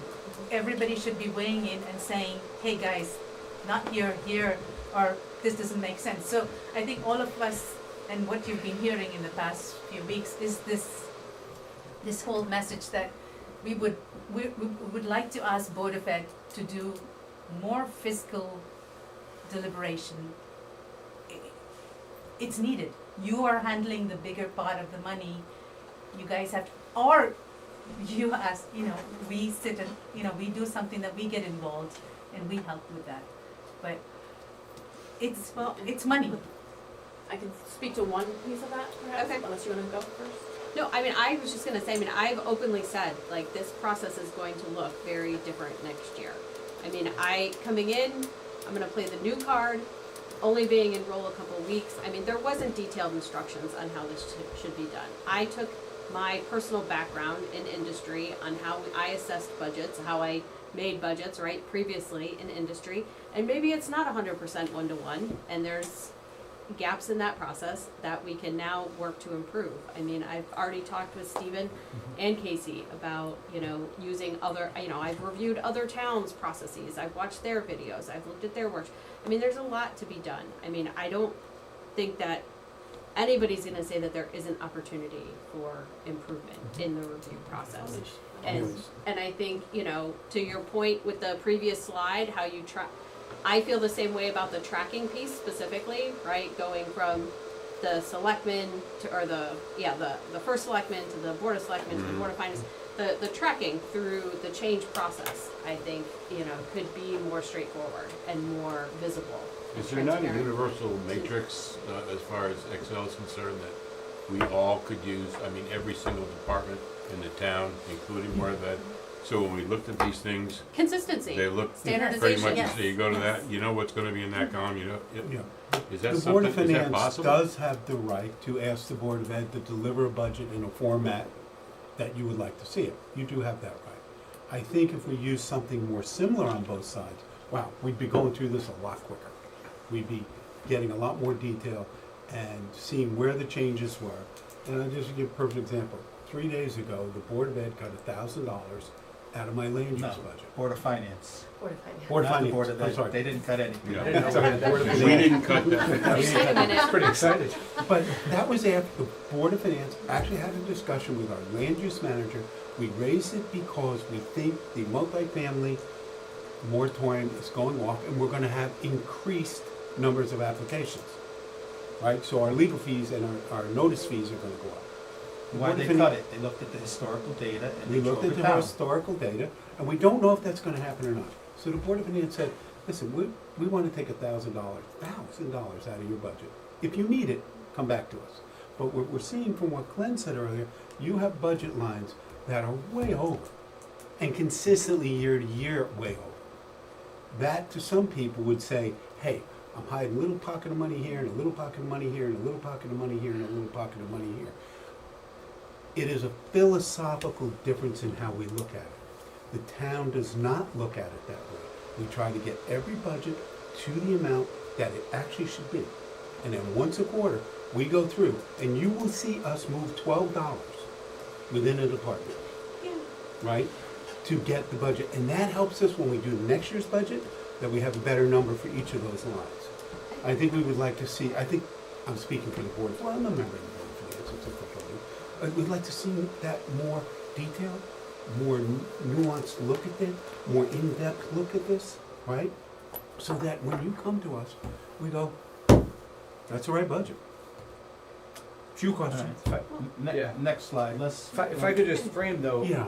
we're not showing areas that we come to you with that are, or other people have come to you with, that are constantly over budget. We're showing areas where that is what the actual was supposed to be, and we had to take from it and not use it to account for an overage somewhere else, which goes through the Board of Ed, which we do have a monthly balance sheet that by law is required once a month to be in the Board of Ed agenda Right. packet, and it details all those, and then we have to have the board we have to let the board know and inform them of the transfers. So we engage, that's just legal processes that is engaged in throughout the whole year. So And- they know money's transferred here, going here, so nothing is ever, I just wanna demystify the fact that like, money is kind of being hidden here or hidden there. No, it's being transferred from where we I originally didn't say allocated hidden, it but to when you reallocate. see a budget at 40,000, 40,000, 40,000, 40,000 each year, and the spend is 25, 30, 28, 30, Just like that's that, consistently absolutely. over budgeting. It is. Or not considering the variables on the other end of the overage, right? Yeah, So you we're can not, go we're not because I have- rebalancing. All mean, of I us at think- the table deal with variables in life. All of us deal with I variables think in our it'll be business. interesting- So variables, I gotta be honest with you, like accountability, it almost, everything accountability and everything like this seems like excuses instead of reactions to me. It's like, we all deal with this on a daily basis. This is business. We gotta deal with this. But we're missing on a lot of numbers and it's hard to track to see what it is. Now, you can say freezes and this and that. We all deal with that. We all deal with the freezes. So, I mean, we understand. We're asking for a little bit more, and I think Naheed said it better than any of us can Yeah. say. We're looking for more line-by-line detail search. We didn't even get it. We didn't get it in an email. I know you said we got it here, but we didn't see that line by line. So now, You let's gave go it on to to the next me. slide, Marcia, because Yeah. it's You getting gave late. it to me We got a and meeting. said, be careful, it's Yeah. not complete. Right. And I had said that Bob Belden had asked for it and Brian had asked for it and I was Yeah. gonna send it to them, but I didn't send it to the We full had board. I nothing. was never asked to send it to the full board. The work, I wasn't The either. work. Since it We have wasn't nothing. complete, I didn't really look at it. Yeah, I haven't looked at it either. I haven't. We don't have it. Thing, So now let's talk about another Let- point, let- legal let- fees. future. I know, we're gonna keep going. Legal 30. fees. We keep going up in legal fees, and I understand all the dynamics of the legal fees, but at what point is this gonna stop? I understand the pressures of the FOIs, the pressures of all the other things, but this is either gonna go 75,000 extra this year, $150,000 the next year, to 1 million the following year, unless we come up with a solution and communicate. And I think that's our fall down here is the communication. And at what point does this communication get better? We have a problem. There's a problem, somewhere in this thing there's a problem. How do we solve it? Because it's growing. This problem is growing without a solution. I don't have a solution, I'm not gonna tell you I have a solution, but I'm gonna say, we need to communicate that. We need to figure out a way. We can't afford $75,000 in legal fees extra years. Now, some of it, I understand, but some of it also has been on the BOE side as well. I understand the dynamics, I do. But we can't keep going at this rate. We gotta figure this out, and we need your help as a superintendent. And I think even the residents spoke about that today. We need your help to guide us. We can't afford $75,000 extra every year on legal fees. We gotta figure it out. So we need, that number can't keep going. Right, so now, before we go to the next slide, y'all made an agreement with the teachers, y'all made an agreement with the paras on contracts. Do you understand the outlook implications of those agreements? Have you done a 2-year outlook on what those agreements have done to your budget? You signed the contracts, you agreed to the contracts, but do you understand the implications of those on your budget for the next few years?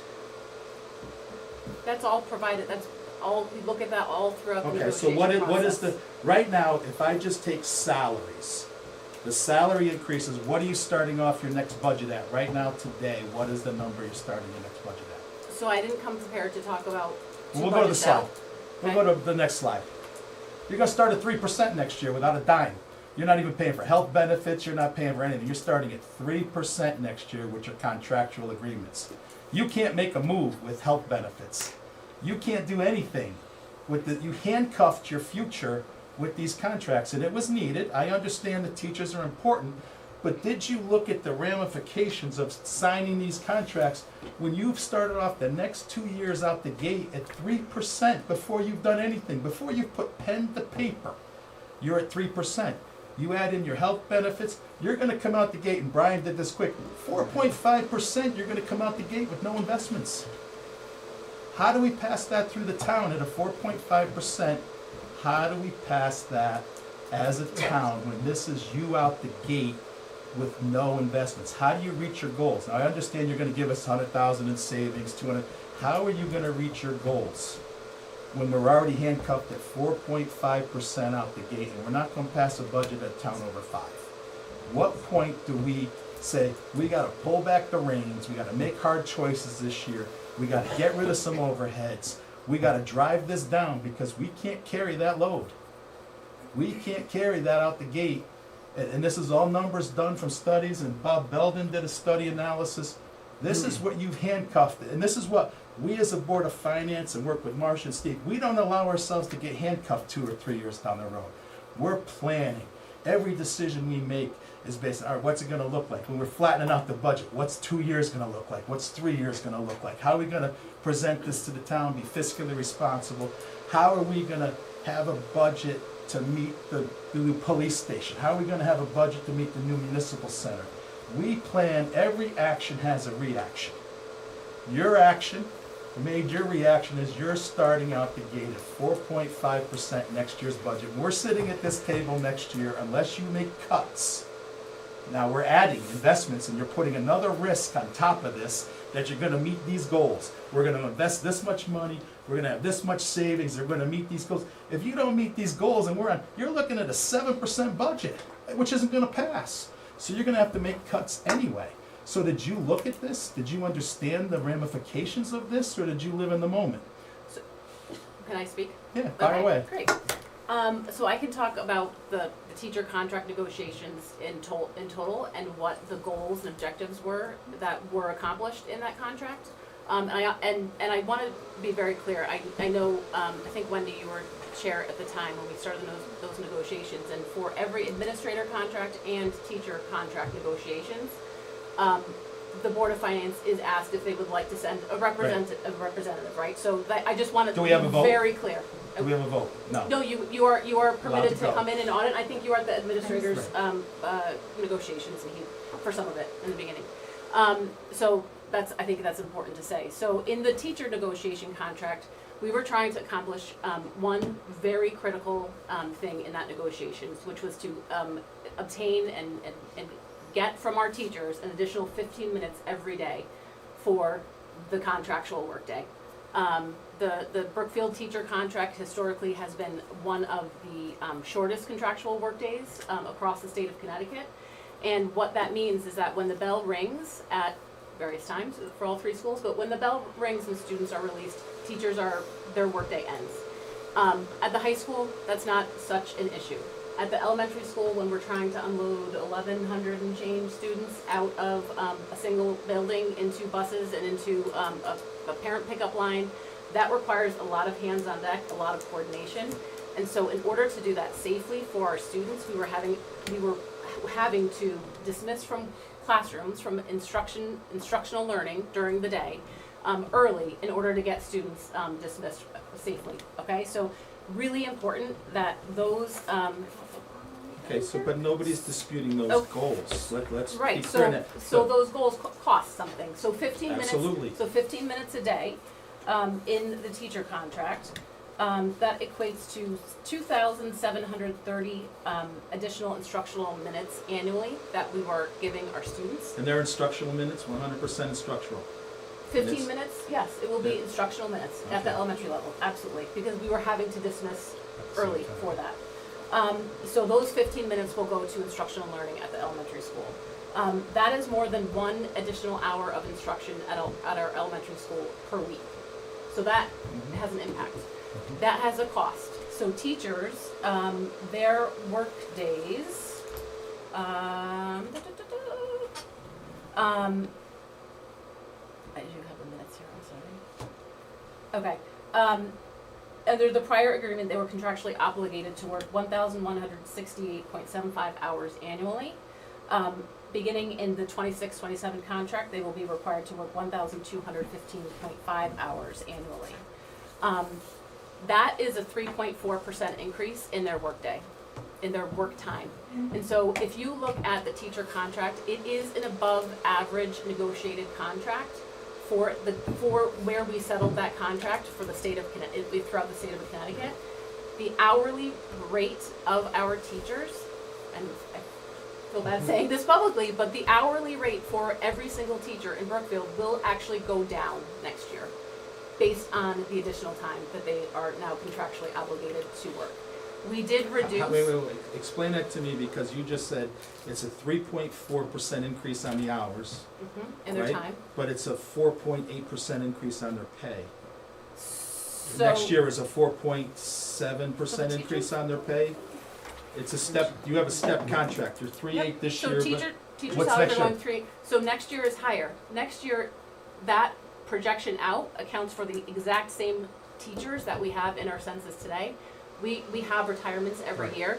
Another really important thing that we did in this contract, understanding that we have to pay more for that additional time, was that we,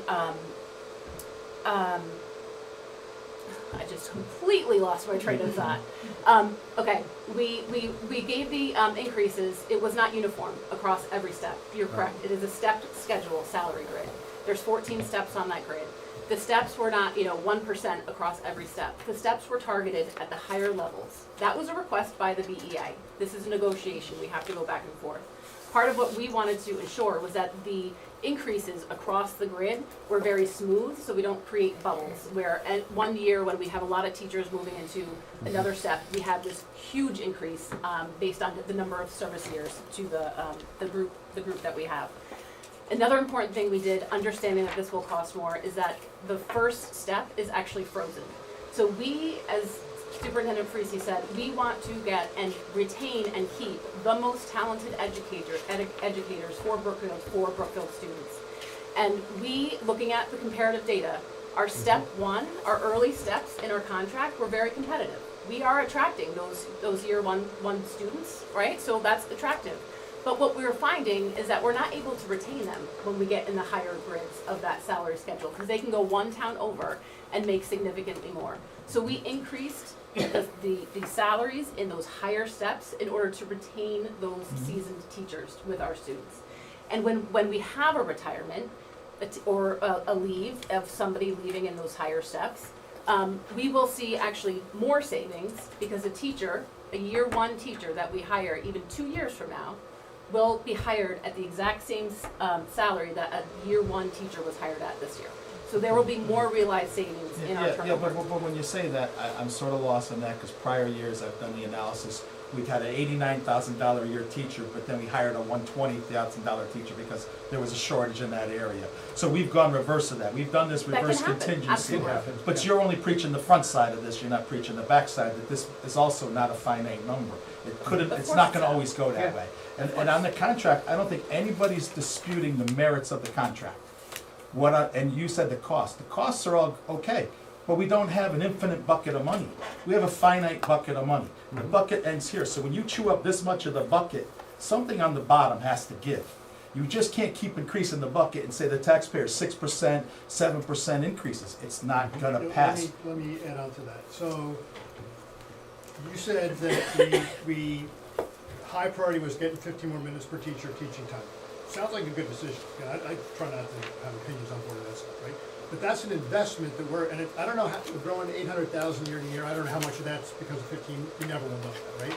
But we're asking our residents to pay more, invest, so that we can get those 15 minutes, right? No question we're doing that.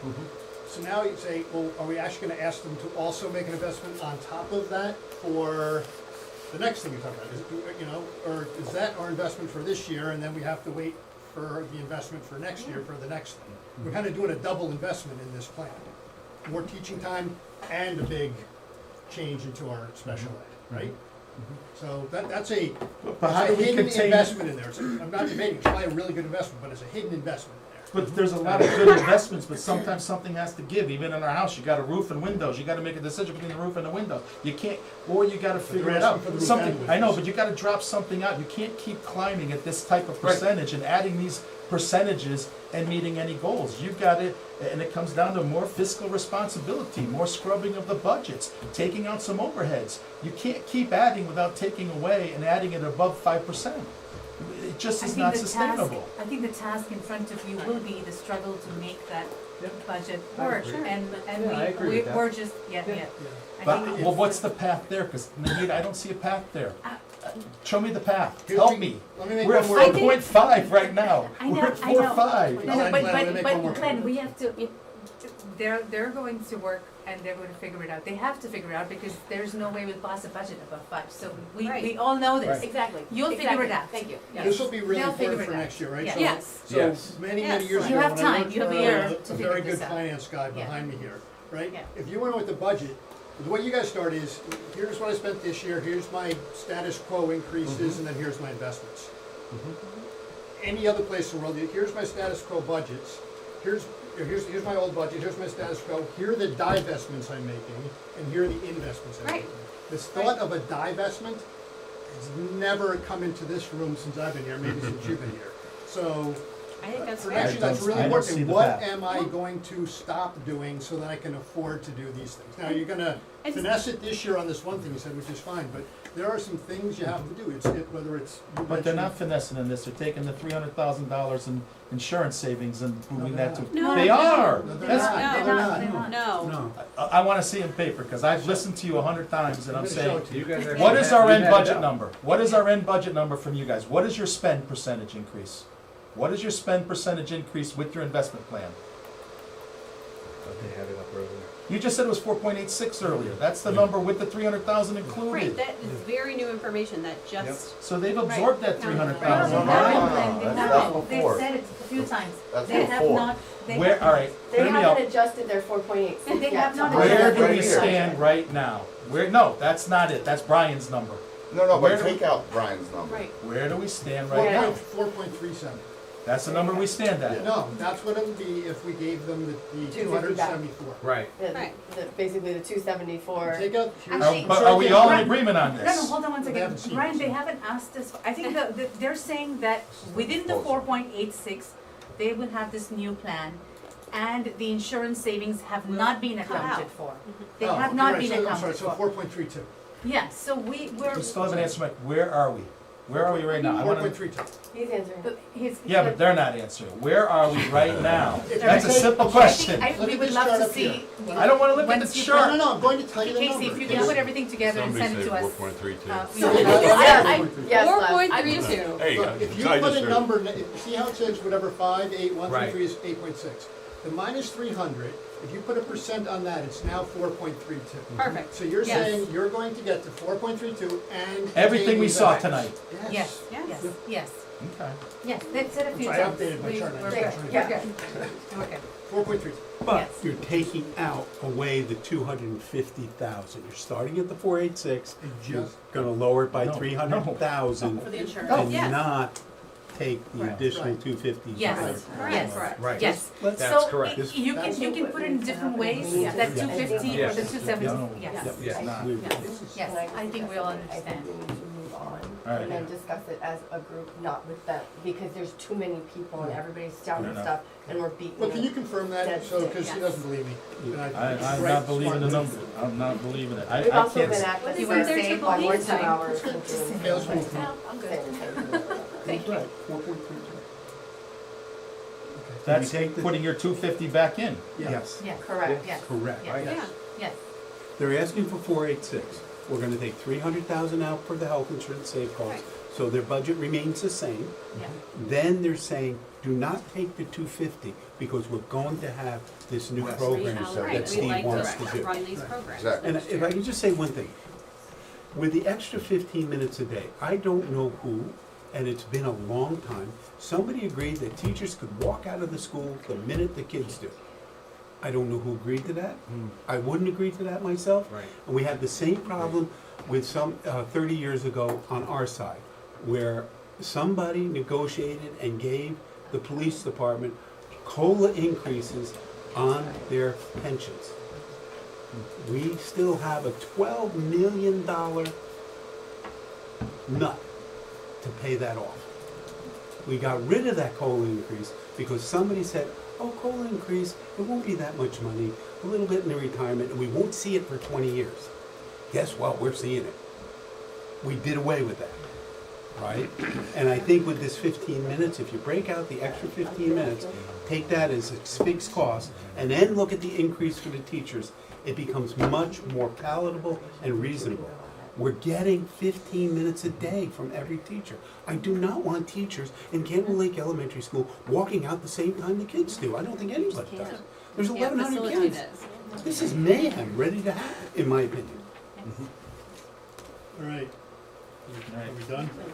So I'm going to, thank you everybody for coming in. Thank you. Your job Thanks is for the really, opportunity to really hard, managing students.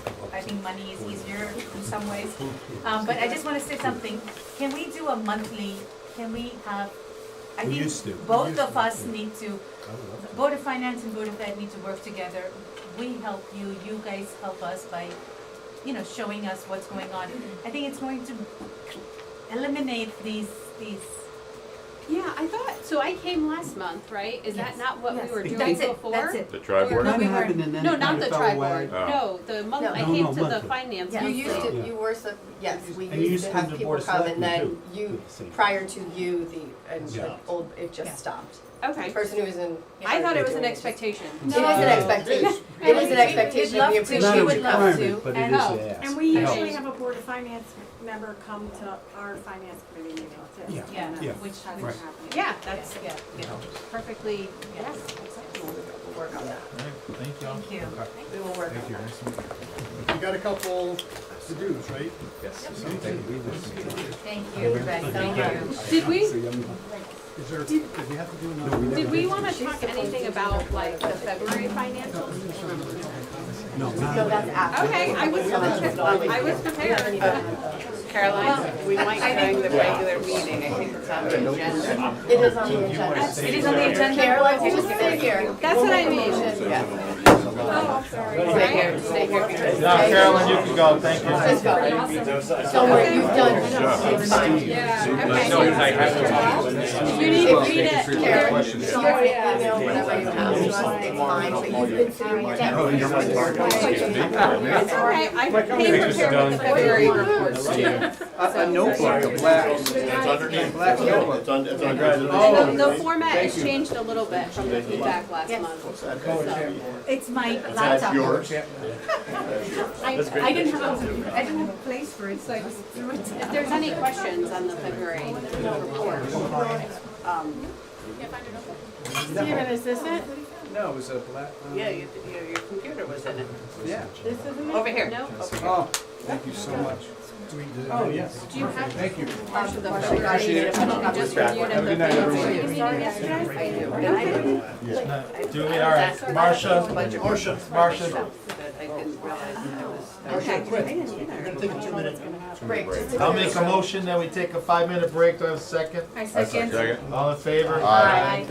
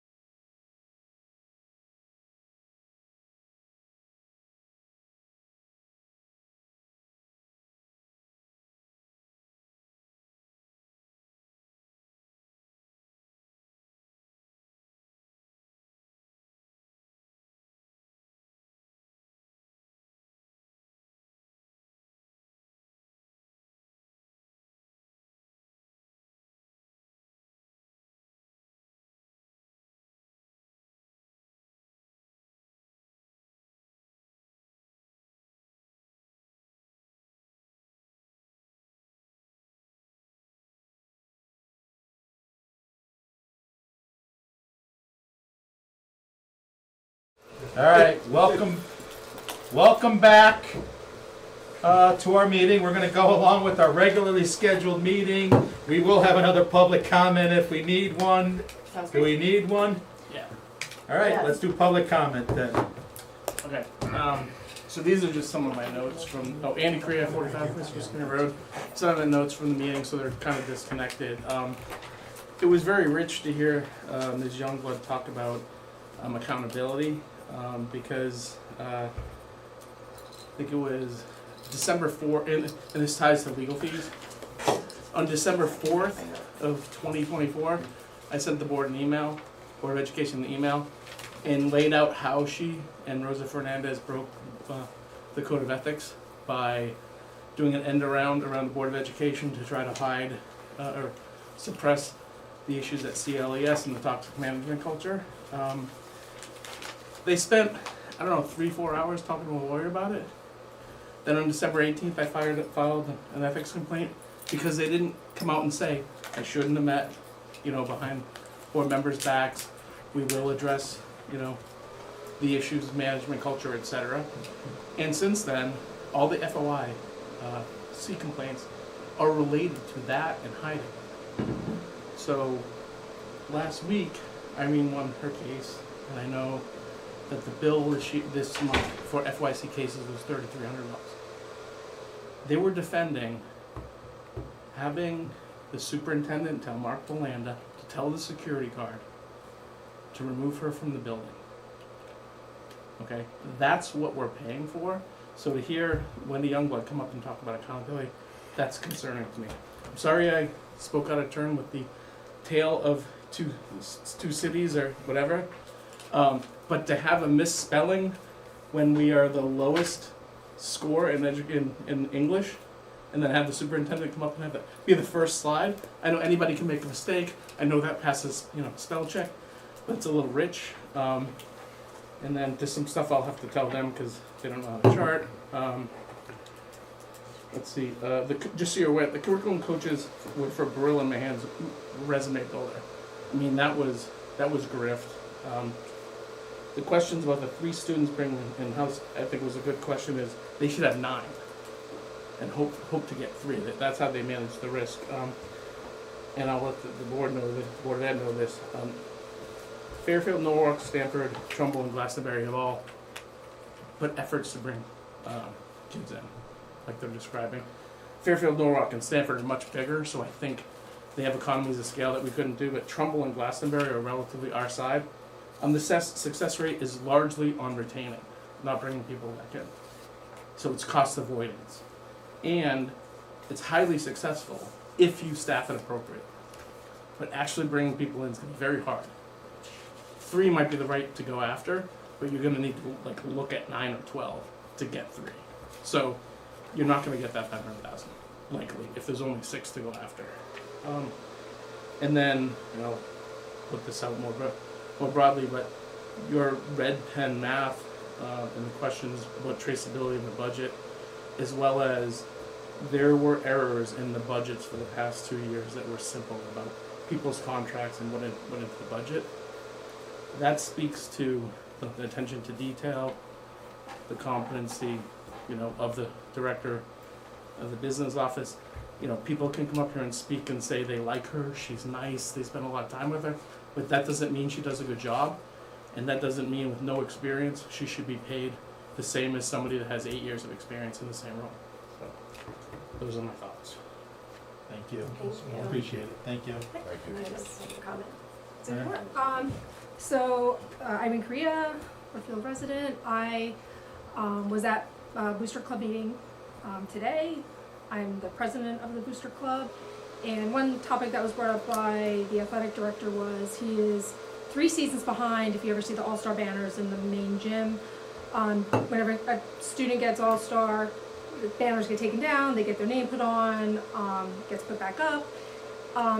And a couple of reasons for that, his budget was frozen. Everybody's budget was frozen last year at the end of the year. So he couldn't do it. He never got any funding back. So now he doesn't have mechanics to actually go up there. They need to get up on the scissor lift and physically take them down. he's like, if this gets pushed to a 4th or 5th season, he's like, I may not be able to afford to do it at all.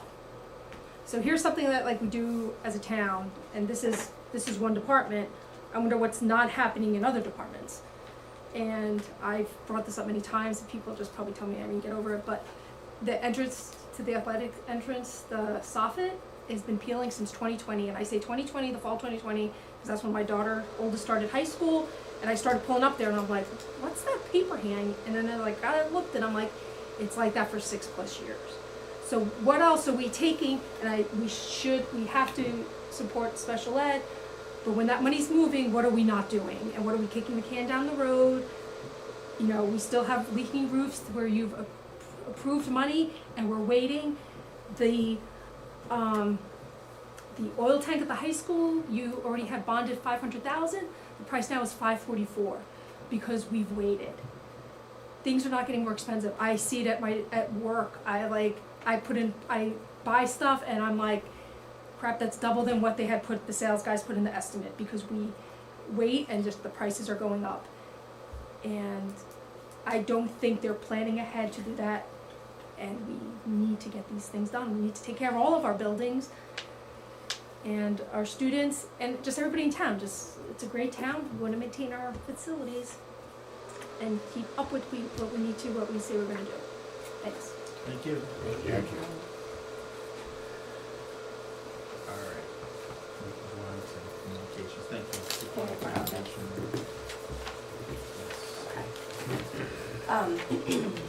So we had several.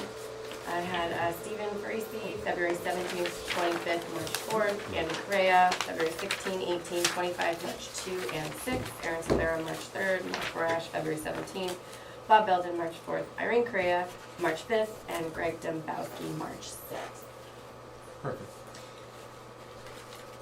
We've made minutes.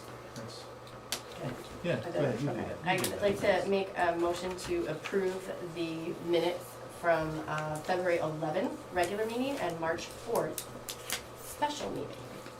Okay. I'll second. Thank you. Any discussion? Hearing none, all in favor? Aye. Mr. Steve. Okay, I'm gonna try to keep it really short, because you got a late Thanks, meeting. buddy. This past week, we made an offer to purchase some open space in the downtown. I've spoken to the owner of that property. She is and does have another offer, right? We're gonna try to buy that. It would help us a lot. If we do the streetscape phase 4, we wouldn't have to buy an easement, so we'll see where that ends up. We're also looking at the 250th celebration, that we're looking for some money to do that. I haven't put the working group together yet, but I've been talking to individuals, and the main impetus we're seeing now is we may be able to have a fireworks display if we do it on that Friday or that Sunday. I had thought that these cost $100,000. No, they're not that much. 20 to 30,000, and I think that would, for the 250th, maybe that's something we want to do, and then have all the different groups like the Historic Society. If we do it here, come here. Laura, who's going to organize it, maybe have food trucks, have events, have people come here, maybe have a concert, and kind of coordinate it and have a big event to celebrate. That sounds like a really good idea, so we're working on that. And those are the two big things, and I'm open to any questions. I would think on that, it'd be the kind of thing that a lot of companies would be interested in sponsoring. We're looking for sponsors for that right now. Laura's already going out, even though I've got to come to you and ask for some money on that. She's looking for sponsors, and we think we'll be able to get some, because it's the 250, because it's a fireworks show, because there are going to be a lot of people. Right. Yeah, I mean, I think we would get it. I think we'll probably, even if we get it to work right, we're going to need to go to Center School for parking, and maybe St. Joe's, and hire buses to bring people back and forth. But Do it where? Here? you do it here. Very good. Anything else? Any questions? Marcia, the floor is yours. All right, I am also quick here. Expenditures, we're having budget meetings the week of March 23rd. We'll need budget transfers. We know for sure that we need more money in the overtime and other snow-related areas. Those are our biggest concerns. We need to find the money for Steve there. But other than that, we think we're in good shape. What was That, that first, what was that in that first bullet? Budget meetings a week of March 23rd? That we, every quarter, we have meetings with each of the departments to review the. So that you guys are doing that? So you're Yeah, with yeah, we you. do You're that. not We around. do. Our You internal, are. We're not yes. dragging you in. We're wondering if Right. there's another marathon week coming up. You're right. Yeah, no, We our- report back to you if there's any problems. Thank you. Yes, no, those are our internal quarterly budget meetings. That, cash capital, the selectmen approved some transfers. We would like to have yours to match. That, I see I have one number in the wrong column. That, plan of conservation and development, we want to close that out. Combining planning and zoning, a consultant for that. They feel as though the committee has the expertise, they can do it internally. So close that out. Commissioners' Chromebooks, close. Candlewood Fire paving and retaining, close. Kids Kingdom, there's more money there. We've got the bid in. The biggest difference was we asked for a quote to try and get the amount of how much would be needed. And once we went out to bid, it was clear that the quote didn't contain removal of as well as installation. And then Catacomb Court resurface. So on the Kids Kingdom, how much was the removal in the quote? I of the could look 40? that up unless you remember. And how many quotes did we get? I'm sorry, how many what? bids did we get? How many bids for Kids Kingdom? Oh, I don't know. I think it was 3 or 4. Because I thought the There are original 2 or number 3 was- big providers. Wasn't the original number, I don't know, 120 or something? What was the original number? It was closer Yeah. to 100. Okay, because that's a huge percent increase. Yeah. It's also, I think if I remember correctly, the base, we're changing the base. And that wasn't in the original one? I don't think that was in the I'm a original. little uncomfortable with 40% increase, not seeing the detail on that. Yeah. I don't want to screw us up here, but I mean, that's a lot. We can get you more detail. Yeah, can we get the quote and see what the, Okay. what the differences were? We can It get doesn't on have to be that. to the dollar, Sure. but I mean, that's just a huge percent. Yep. And the net, and the Catacomb Court resurface, there was one bid that was much lower than the others. We checked all the references and we're going with that one. Should this be approved, which you're welcome to table, it would add $12,874 to fund balance. The bonded capital that I don't know what I was thinking by just not skipping this. The $2.26 to close, $2 to close. If you want to table both of these, that would be okay. We should show this from the Board of Ed. I was just going to say. Yeah, We don't, why do we have to table this? So you're gonna prove it and take the Kids Kingdom out. Prove it with the exception. Or while of you're Kids talking, I can see if I can get to the data quickly. Do you need it this meeting or can it wait the next meeting? Kingdom. No, it can wait. Then let's do it the right way. Let's table that. Okay. I don't wanna have it get crisscrossed. Everything in the new business, these two things. Yeah, let's Okay, table it. That's fine. One, two, Audit update, last year's is done, next year's hasn't started. That's it. Thank you. And on that, like I said, I'd just rather have the paperwork follow what we do. Yeah. 100% we vote on it. We would ask that of the Board of Ed, so we gotta ask for it ourselves. Yep. All right.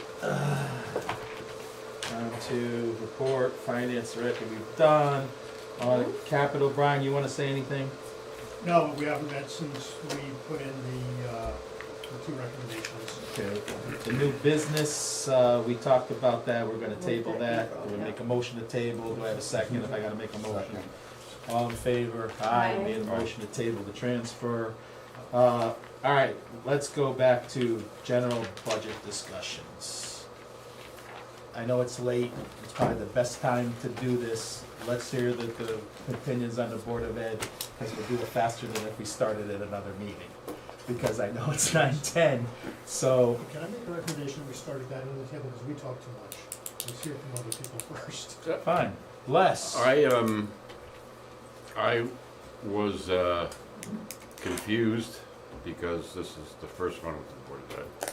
I also didn't really understand how they're gonna turn the special ed thing into a profit center. I mean, that, it smacked of a sales presentation too for me from, students.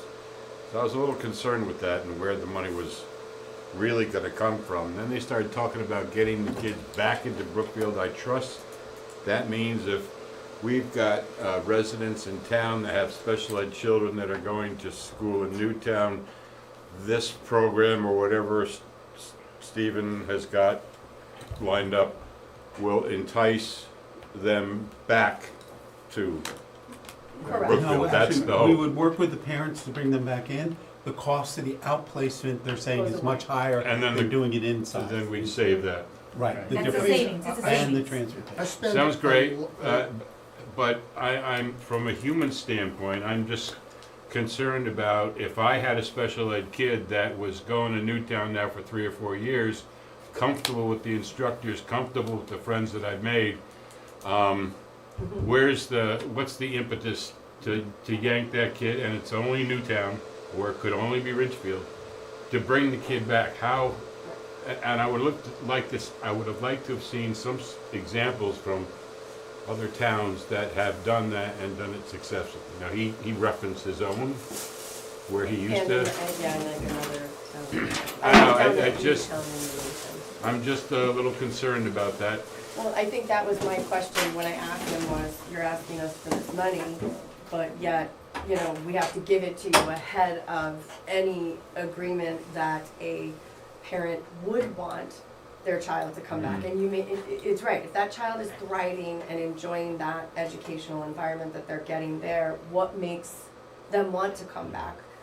So that was my question too, is we would put this in the budget, we'd overspend, we'd ask the taxpayers to pay more for, maybe Yeah. it to not work out. Then what do we do? So And the other thing is, it's a risk, your, as Naveed was saying too. your Reading sheet, piece of paper, that said lots of words to me when I saw that, because I was going through the same type of thing, trying to find out where the detail was, and I spent, this afternoon trying to prep for this, looking for the BOE information, and it just wasn't there. There was nothing I could research, and I'd like to see, like I said, some sort of matrix that's set up so everybody's looks the same, and there's no guessing games like we had tonight. It's, overall, my opinion of it, if they can pull it off with what they say they can do, even with that 300 not being, shown at this point, give them a chance. Give them a shot. I'll speak to two of those points quick, and I know we Okay. want to finish this up. One, I do think when the public comment came in, I think it's more retention we're gonna see the value being in this town as long as I am in. My wife was in special ed. I don't know if it's the kids coming back that we're gonna see the savings on, but it's the kids we catch earlier that we can service that aren't going out. And I do think in the public comment that was said, and I believe Yeah. that this is more a retention play possibly than a bring back play. As Relying the- their experience then. Yeah. As the budget goes, I still don't know how the Board of Ed could pass that budget when we don't know who's on first, what's on second. How do they pass a $55 million budget when half of those numbers I talked about, I looked around the room and none of their faces had any clue of what I was Right. talking about. And that's, I think, been the crux of the Board of Selectmen's letter, like, go back and go through this line by line. Go back and look at this and get explanations of how you got there. And as experienced as we all are in budgets, we couldn't find our way back there.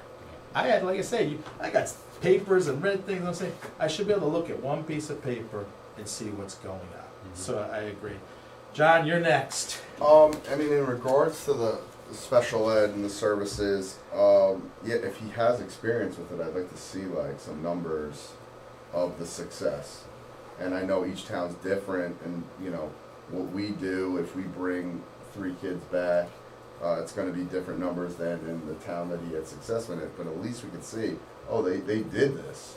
All right, so that could equate to a savings. But if there's just kind of hopes and dreams, it's tough, especially when those wages next year are putting us at in a tight spot anyway. It's gonna, it better work, really, and that's kind of, do we want to rely on that? I'll also commit to going to one of their meetings, just to sit in there as You a wanna go, go. BOF ref, Perfect. like they referred to, just. Perfect. They're on this, if I could jump in, Yeah. they're asking the town to make an investment in this new program with the goal of bringing children back in. Now, the cost to outsource is phenomenal. Absolutely. It is, yeah. Right. We all see that, yeah, we Right. agree with you. And they think they can bring 3 children in, So right? And I like the idea that they say, we want to start small, You know? right? can I jump in? It is a risk, Right. but there is some significant reward. So, here's what I'll say. He's brand new. Yep. I think it, regardless of the numbers, regardless of the asks, regardless of the talks, he presented more thoroughly than I've seen in a long time. I think I think 3 he- minutes is up. Yeah, right? There we go. So, I was happy that he came with something, I was happy that he was speaking, he's passionate, he, has a lot of things in mind, but he's brand new. And what I would like to see is maybe maybe the risk comes next year when he's been, first off, we're throwing all this stuff at him from prior administrations, right? Which I'm not saying he should or shouldn't know or be responsible for or whatnot, but we've had a lot of trouble. So he has to fix a lot of things already that has nothing to do with these new ideas, right? So why should, maybe it's, for me, he fixes without taking the risk of the 3 students, bringing them back. As Glenn said, I also agree. I think it would be more of a retention thing with starting them at the pre-K level, getting them in early, getting what they need so we don't have that happen. Talking to your consistency. Right, to consistency. So why not give him a budget cycle to work with what needs to be fixed on hand, real time now, before taking a risk and investing in something that we don't have all the answers for? I'd like to see, I'd like to see the action. I'd like to see him have a whole season to get through it. He did start and kind of all this stuff. I think he's definitely been thrown a few curveballs too. He came into a very broken, I lost this guy, and I'd like to see him. We had 8 months of turmoil, we just had. I'd like to see him come, honestly. I remember, maybe I have this wrong, but when I first started on the board, I remember the superintendent came to every Board of Finance meeting. Am I remembering that wrong? I don't think so. A member of the Board of Ed did. Okay, I'm remembering wrong. I'd love to see him here more often, Yeah. maybe, and obviously the Board of Ed will come more often, but I guess for me, if the majority feels it's a great idea, but I also feel like I'd really like to see him in action and see him implement changes with things with the budget that he's given before maybe taking a bigger risk and a few unknowns in a program that we've never done here, that we've never tried.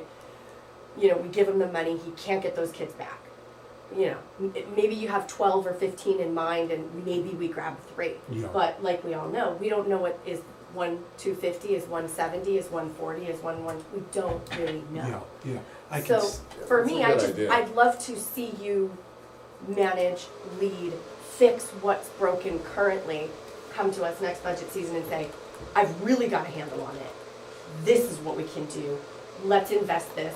Let's do that. This is how I worked through. I'm with you. Teachers shouldn't be walking out at school when kids are getting on buses. That's mind blowing. But, so that's just, and then am concerned we give the budget is there's not enough time to implement this new thing and we can't get it kicked off. So then we're turning back around going, we're done. Yeah. So I'm just feeling like, love all your ideas, but maybe show us.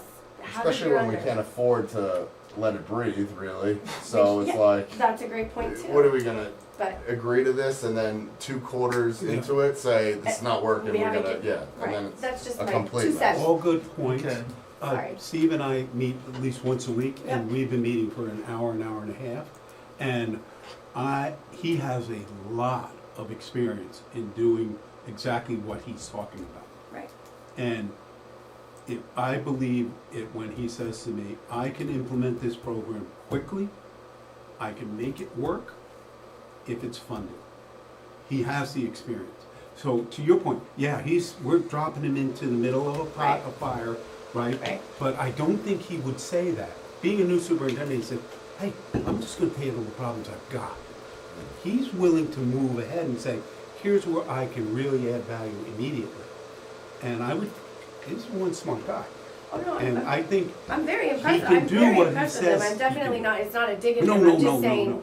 do It's we a very just good. put Set all them our up for eggs? success. You have Set 'em 54 up. things on your plate. Yeah. Can you handle this one more? And this is a huge 55th thing. Yeah. This isn't a small 55th thing. This is like he said, you can't, you come to us in a quarter and this project's failing, we're Yeah. gonna look at you and be like, what do you do now? Yeah, I don't think he would say that unless he was very confident he could do it. All right, now I got a lot to say. Fire away. All right, so I'm gonna start by saying that this is their turf and they know education. I trust they know education. And as Steve is saying, he knows special ed well to come up with this. If we don't start now, we're losing another year, which means the cost will go up next year. Next budget, we already have a lot to deal with. We'll again have special ed in the bucket and the same dynamic, not knowing what's going on.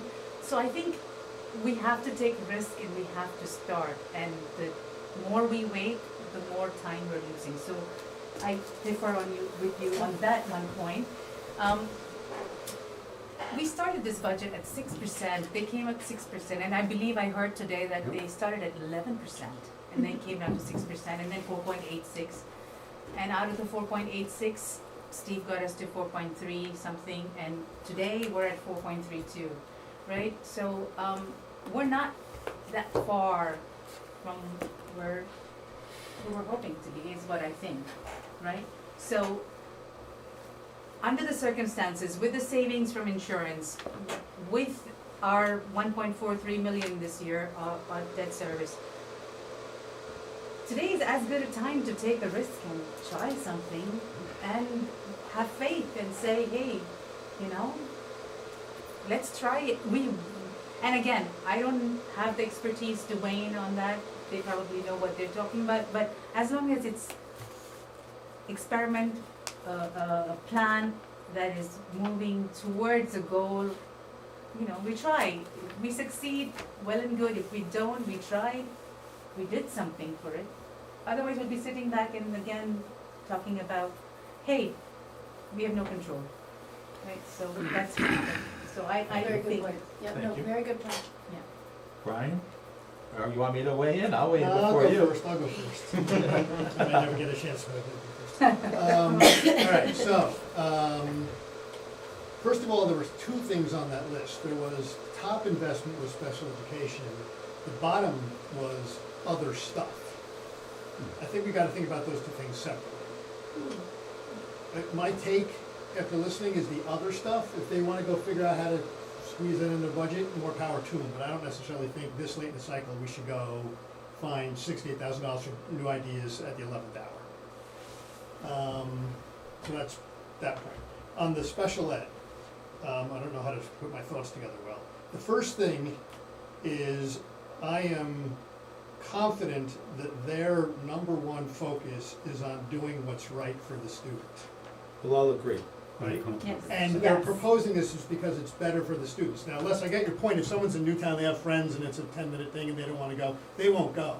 But last year, around this time, I spent a lot of time with Bill Rowland and learned about how all the stuff works, to the extent I could. My brain is nothing. And there are people that are on buses for like an hour, hour plus each way, and it's a nightmare. But we just don't have the services to provide what the kids need, right? So, and if you look at the budget, right, the tuition's $3.5 million, but transportation's $1.5 million. So if you can give them the exact same experience without the transportation, you save like 40% of the money just because you don't have to, and the kid's not sitting on a friggin' bus for 2 hours. And a few of the parents I talked to, like, the commute's horrible.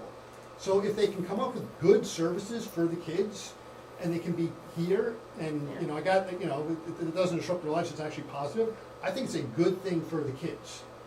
I And think parents would support that too. I don't want my kid going 45 minutes on they the bus. don't, no, the ones I talked to had, like, it's a nightmare. Mm. Now, and if it saves us money over time, that's great.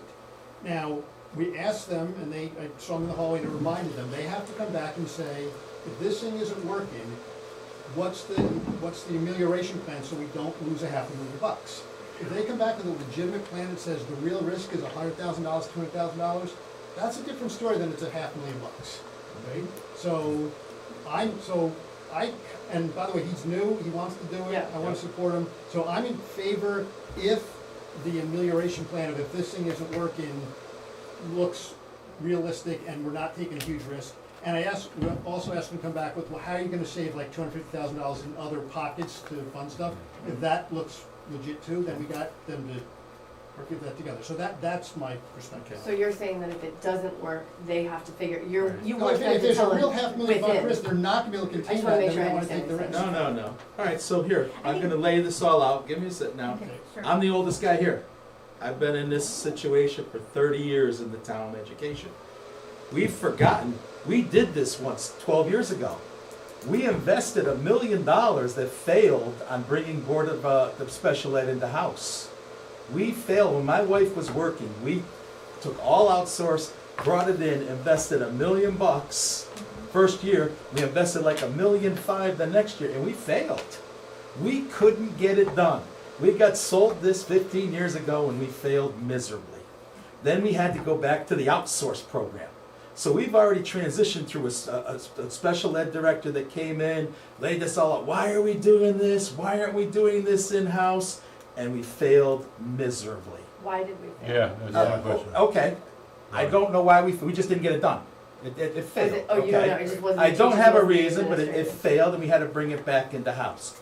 Now, we're relying on this split board of ed to control the special ed. They can't control their own meeting minutes. We're investing millions of dollars that we know failed before, and we're putting it into a management team that has no idea how to manage. But is it the Board of Ed that's really managing it? They're Is it managing the superintendent. superintendent. If this thing goes awry, That's it, right? that the Board of Ed is overseeing the superintendent. When is the last time we've seen this Board of Ed hold the superintendent accountable? So the superintendent could fail miserably and the Board of Ed is gonna, in the past it says, oh, he's just doing the best he can. We're taking the town, we're asking them to make a big investment. History has shown we failed once. We're looking for a big investment to meet big numbers. And they're not buying into this risk at all. They threw no risk assessment back at us. They said, just give us the money. They didn't say, hey, we're going to work within a little allocation. They didn't say, hey, we're going to get rid of some overheads. We're already overhead heavy, and we're adding overheads to meet these needs, and we haven't taken anything away. We haven't divested, as Brian had said. So they're saying, give us more money, we're going to paint this rosy salesman picture, we're going to meet our sales numbers, and they're saying, but we're not going to look at maybe getting rid of an overhead to meet something, maybe do something to mitigate this cost. When I showed them the line items, we got word salad about budgets are complex, we couldn't get there, we don't know why we over budgeted. They didn't even say, gee, we'll look at it again. I showed them we're $100,000 over budget. Not one of them said, hey, how about we look at that? But what about Brian saying if they come back with a plan saying, this is how we're gonna But divest where is the guarantee, and that's what I'm trying to say, I've seen it fail before, I've seen this presentation before, I've lived through it, it was a fiasco, the special ed, and my wife will attest to that, it was a fiasco. That was 15 years back, things have changed, the people have But changed. we're taking a big risk with Yeah, I don't no think we're risk. ever gonna get a guarantee. We're not gonna get a We're never guarantee, gonna but get we're, a Fund it. but But it's we not a are, big risk. But Like, that what is a- percent of the budget are we risking? 270? It's a big roll of the no, dice. 500,000. If we They're don't, a if we don't whole bring that percent. money back, If we don't bring that money back, but the 3 students moving in, it's Okay. offsetting 500,000 right there. But if how many we don't- get them to. if we get them So to. I don't think they're going in it blind, they're going to make sure that the parents are buying in and then they set this up. No, we gotta invest it now, so they should already have their parents invested. No, they don't. He said that he doesn't, this is a, as far as I understood, I don't think they've had the conversation with the parents yet. Yeah. And they said that they're going to do the due diligence before it's a, So when is this But being- here, so can I, he's look, been in the No, no, office no, for 1 I'm month. listening. He's been But, in the okay, office for 1 but month. when do we get that due diligence done? We have to make a decision in a month. All right, can When I is say, that due diligence? I'm gonna say something, and I think we as Board of Finance, which I guess I've learned in the last 2 years, is that Board of Ed is a separate entity. They manage their own budget. Yes. Of course, we have a lot, we tell them things and all, but it's their budget. So the risk is theirs too, How? because it's their budget. If you don't approve, let's say, okay, today, if you were going to, what was your number to approve this budget? Did you have a thought in your mind No. saying no? So No. to be under 4%, right, for the town, which Steve, Yeah, but that's with the 1.4 we talked about. That's an inflated underneath. Expenses are both over 4. well, we do have So- capital expenses too built in, right? So, yeah, I'm listening to you. So what I'm trying to say is that, Glenn, we gotta take a leap of faith. We cannot be in status quo. If we stay in status quo, there's nothing changing. We'll be at that table again and it's debating the same can I, thing. so look, I don't think, you're saying this is very high risk and it's a very high cost if it fails. That's what you're saying. I'm saying You're it's devastating. It's not, okay, devastating. You're saying it's not a particularly high risk and No. it's not very risky if it fails. Yes. You have two very different opinions on that. My point is, I 700,000? asked them to come back and explain to us the risk mitigation strategy. If they get that, maybe you'll change your opinion, we'll come towards the middle and we'll get an agreement. But for now, you guys have two totally different opinions and we don't have facts. I'm okay with that, and I'm really good with Yeah. that. But their risk mitigation plan, where's the accountability? We can't fire They- anybody. They have it So now, covered. so They let's have to play, come back to us no, with play it one. out with me and work with me a little bit here. We go to next year's budget, we already know we're starting at 4%. Right. We're already there. Yeah. So we gotta make any changes where it's 6%. How do we go to the taxpayers and say, hey, we sort of goofed on this, it's gonna be 7% to correct it? How do we go and they say no? They will It's not some- come with the 7%. They will work within themselves because they have to. It's their budget. They have to bring it to a reasonable number. I think, How do you assure me in that? well, so here's my No, thing. I'm not being a jerk, I'm asking What? really from my I'm heart. just saying that it's their accountability, it's their budget, it's their ownership.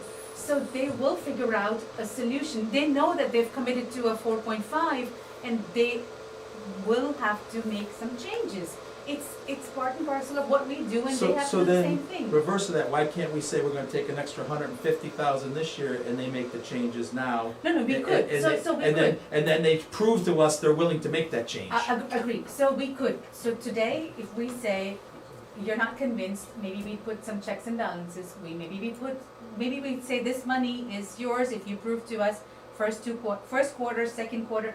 We could put a. Put a contingency. Exactly, we could put a contingency in there saying this is how we foresee this to be. And we're not way off. And Look, you went I'm trying to make it- I do think we have to do something. Well, you- Listen to, I'm I presenting think it we're wrong. all actually saying the same No, I'm thing. presenting it wrong. I do think we have to do something. I just don't know how far to believe it, how far to believe the numbers, and how far we're willing to risk taxpayer dollars for an assumed payout. I would not go to the casino with taxpayer dollars and know red came up 100 times and black No, is no. sure not gonna come out this Right. time. I don't have their chart. Yeah. I didn't have- So I mean, their numbers. So the 250,000 that Steve had originally taken out. Yes. Maybe you're saying 150,000 or whatever that number is.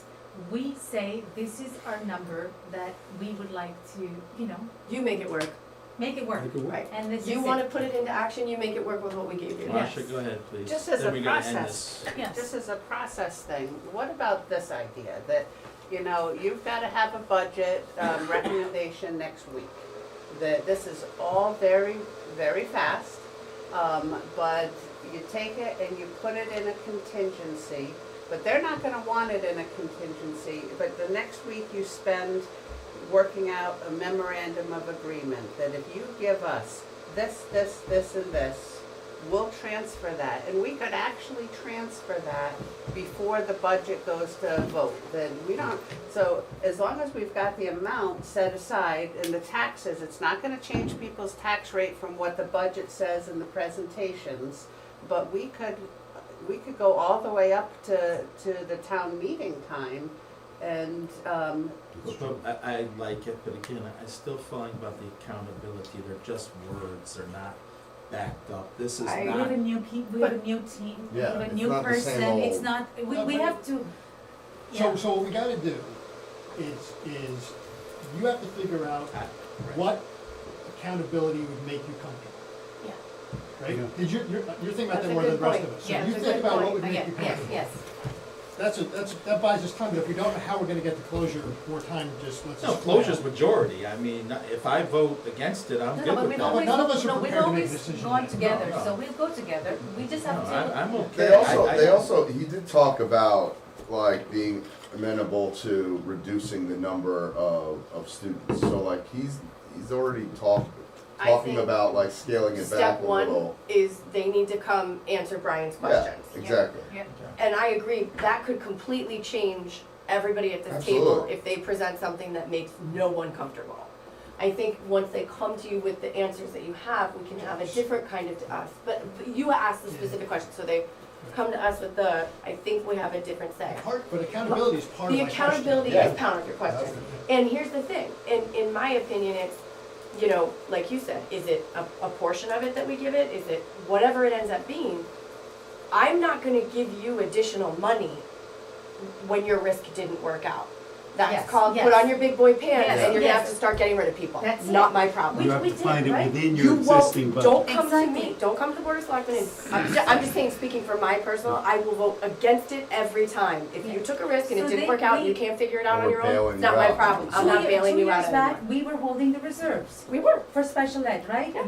but they wanted Last to year, manage it on last their year, own. and that's when we said, it's your, you know, But it's your we- ownership, now you gotta manage And it. in- Like your idea. And that's all I'm saying, I think we can't start without those answers. I We think- really can't. So I let think me ask you a question, because The you guys board didn't. wants to ask that question directly of the Board of Ed, Brian's question. Yep. Can you give us a written response Correct. to this? Yes, yes. So can you guys go, so it was two parts. The top was the investment. Mm-hmm. The second part was other. It was 85,000 It and was the sensors and. So Oh, I I thought think it was 189 and Yeah, 50 Yeah, I something. gotta look at that more then. because it was maintenance. Yeah. So again, I mean, I don't think they're bad ideas, but we're late in the Gotta process. consider and- everything. Yeah, I don't know. No, but what was your thought? So, I think at the end of the day, we're all here trying to bring the numbers down, right? And do the right thing, And do the right thing. thing, Yes. and do the right thing, right, right. And- That's and my far- angst. far- Right. the truth, that's my Doesn't wanna- angst. yeah. I'm Yes, not- yes, I agree. And I think this budget season, I think we've conveyed that point across very clearly in multiple ways, Mm-hmm. that the ownership and the accountability has to be, I think we've done it, I think we've pretty much. Multiple ways and multiple people. So, Yeah, it's not just again, coming from I'm Glenn listening, either. I'm We've listening all to said you. it. all said it. I'm We've all listening said to you, and I really got it, but then let's talk about, Steve wrote a letter and asked them to go through line by line. They ignored it. Nobody's. The Board of Selectmen gave him a second chance. Hey, Yes. we're doing our budget, sent a letter out again saying, hey, Board of Ed, work with us. So you're putting a lot of faith in a one-way street, Your because concern it's a is, one-way street right now. up to this point, they've given us no reason to believe. We didn't get the detail in the budget. Right. We don't know how they got from 6 to 4.86. We can't follow it. We had a punt and peck. So again, you're putting this faith in a broken We- system. We need to come up with checks and balances, we need to come up with a plan of, transparency and reporting that gives you the confidence. All of us. No. And all of us the confidence, I'm one. yes. Okay, so yes. let me No, make a we're proposal. all Go agreeing. ahead. And it's Marcia's proposal. So I'm gonna propose, the first, we agree, starting from the Board of Education's budget submission to us, the 4.86 budget. Right. First, that we reduce the budget by 300,000 for the health. Yes, Yes, Yes. yes. Second is, we agree with the $250,000 cut that the Board of Selectmen put in. And Yes. third, that we put in a contingency, and I'm gonna make up $180,000, that top number, Yep. that we will hold at the town level, and if they can prove to us that this is a good investment with low enough risk, then before we go to referendum, we'll transfer it back over to them. It buys us some time. 'cause And we'll what never kind get of it proof done. would you like them to show you? What's that? What kind of proof, I'm devil's advocate, what kind Yeah, of proof? So what we said was, what we want them to see, what actions they'll take if they spend the money and they don't see the savings coming. With dollars next to it, saying, Absolutely. right. And so that, is it a $500,000 risk or is it $100,000? Yeah, but Second, I'd like this to is one see- of those things where you can't be a little bit pregnant. If they bring kids in, it'll be really hard to move them out mid-year, I No, think. but if they're in, then. No, no, no. If we drop the program, they say it's not working. Well, If that- they're in that it- shouldn't be their, if that's their answer, is we're gonna drop a program, then we say no, because that doesn't work. I think if we're in it for the year, honestly. Yeah, yeah, Whatever, no, they no, I can- think. How are they gonna prevent a loss of $500,000? They can tell me however they wanna do it. And the other thing is, how do they spend the money? Because the money probably doesn't get spent on day one. If you hire, maybe there's a ramp up of spending that you can stop, right? So they can come back and try to prove to us that this is a risk worth taking.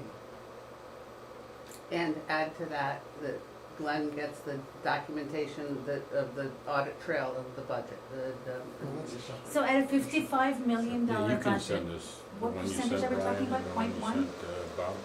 Yeah, but on the reverse side of that, why can't they find in their Doesn't budget? that- the top But of the risk 0.1? that we're taking is 0.1? But they're not taking any. No. No, the town is taking No, it. I'm not talking about us or No, them. we're The taking, town we're is taking a full percentage What's in, on their what's budget out. risk. So Right, it'd be taking no a help half a from point me. at the town. Not yet. Half a point at the town level, budget. we're taking a full point on their thing, on their level. And then it goes up each year, so we're taking a little bit more each year. Yeah. And again, adding that half a point, adding in the teachers' contracts, adding in the health benefits. We're now Right, 5% and we haven't turned a book, we haven't bought a, No, so there are some hard decisions that have to be made. but and nobody's that's- making them. No, but it's, that's where I think we also, so it's a two-way street. We have to have faith in them and they have to show us accountability. It's like, so let's start from our side and show some faith and then they show Okay. some accountability. But I'm It's going to like that a- accountability is, again, who's getting fired, who's getting this, where's the accountability? Because all we're gonna say is, gee, you missed. And then the accountability comes in, we gotta take a $500,000. And then we get this, oh my God, we can't teach the kids, we can't support the children, you're hurting our kids.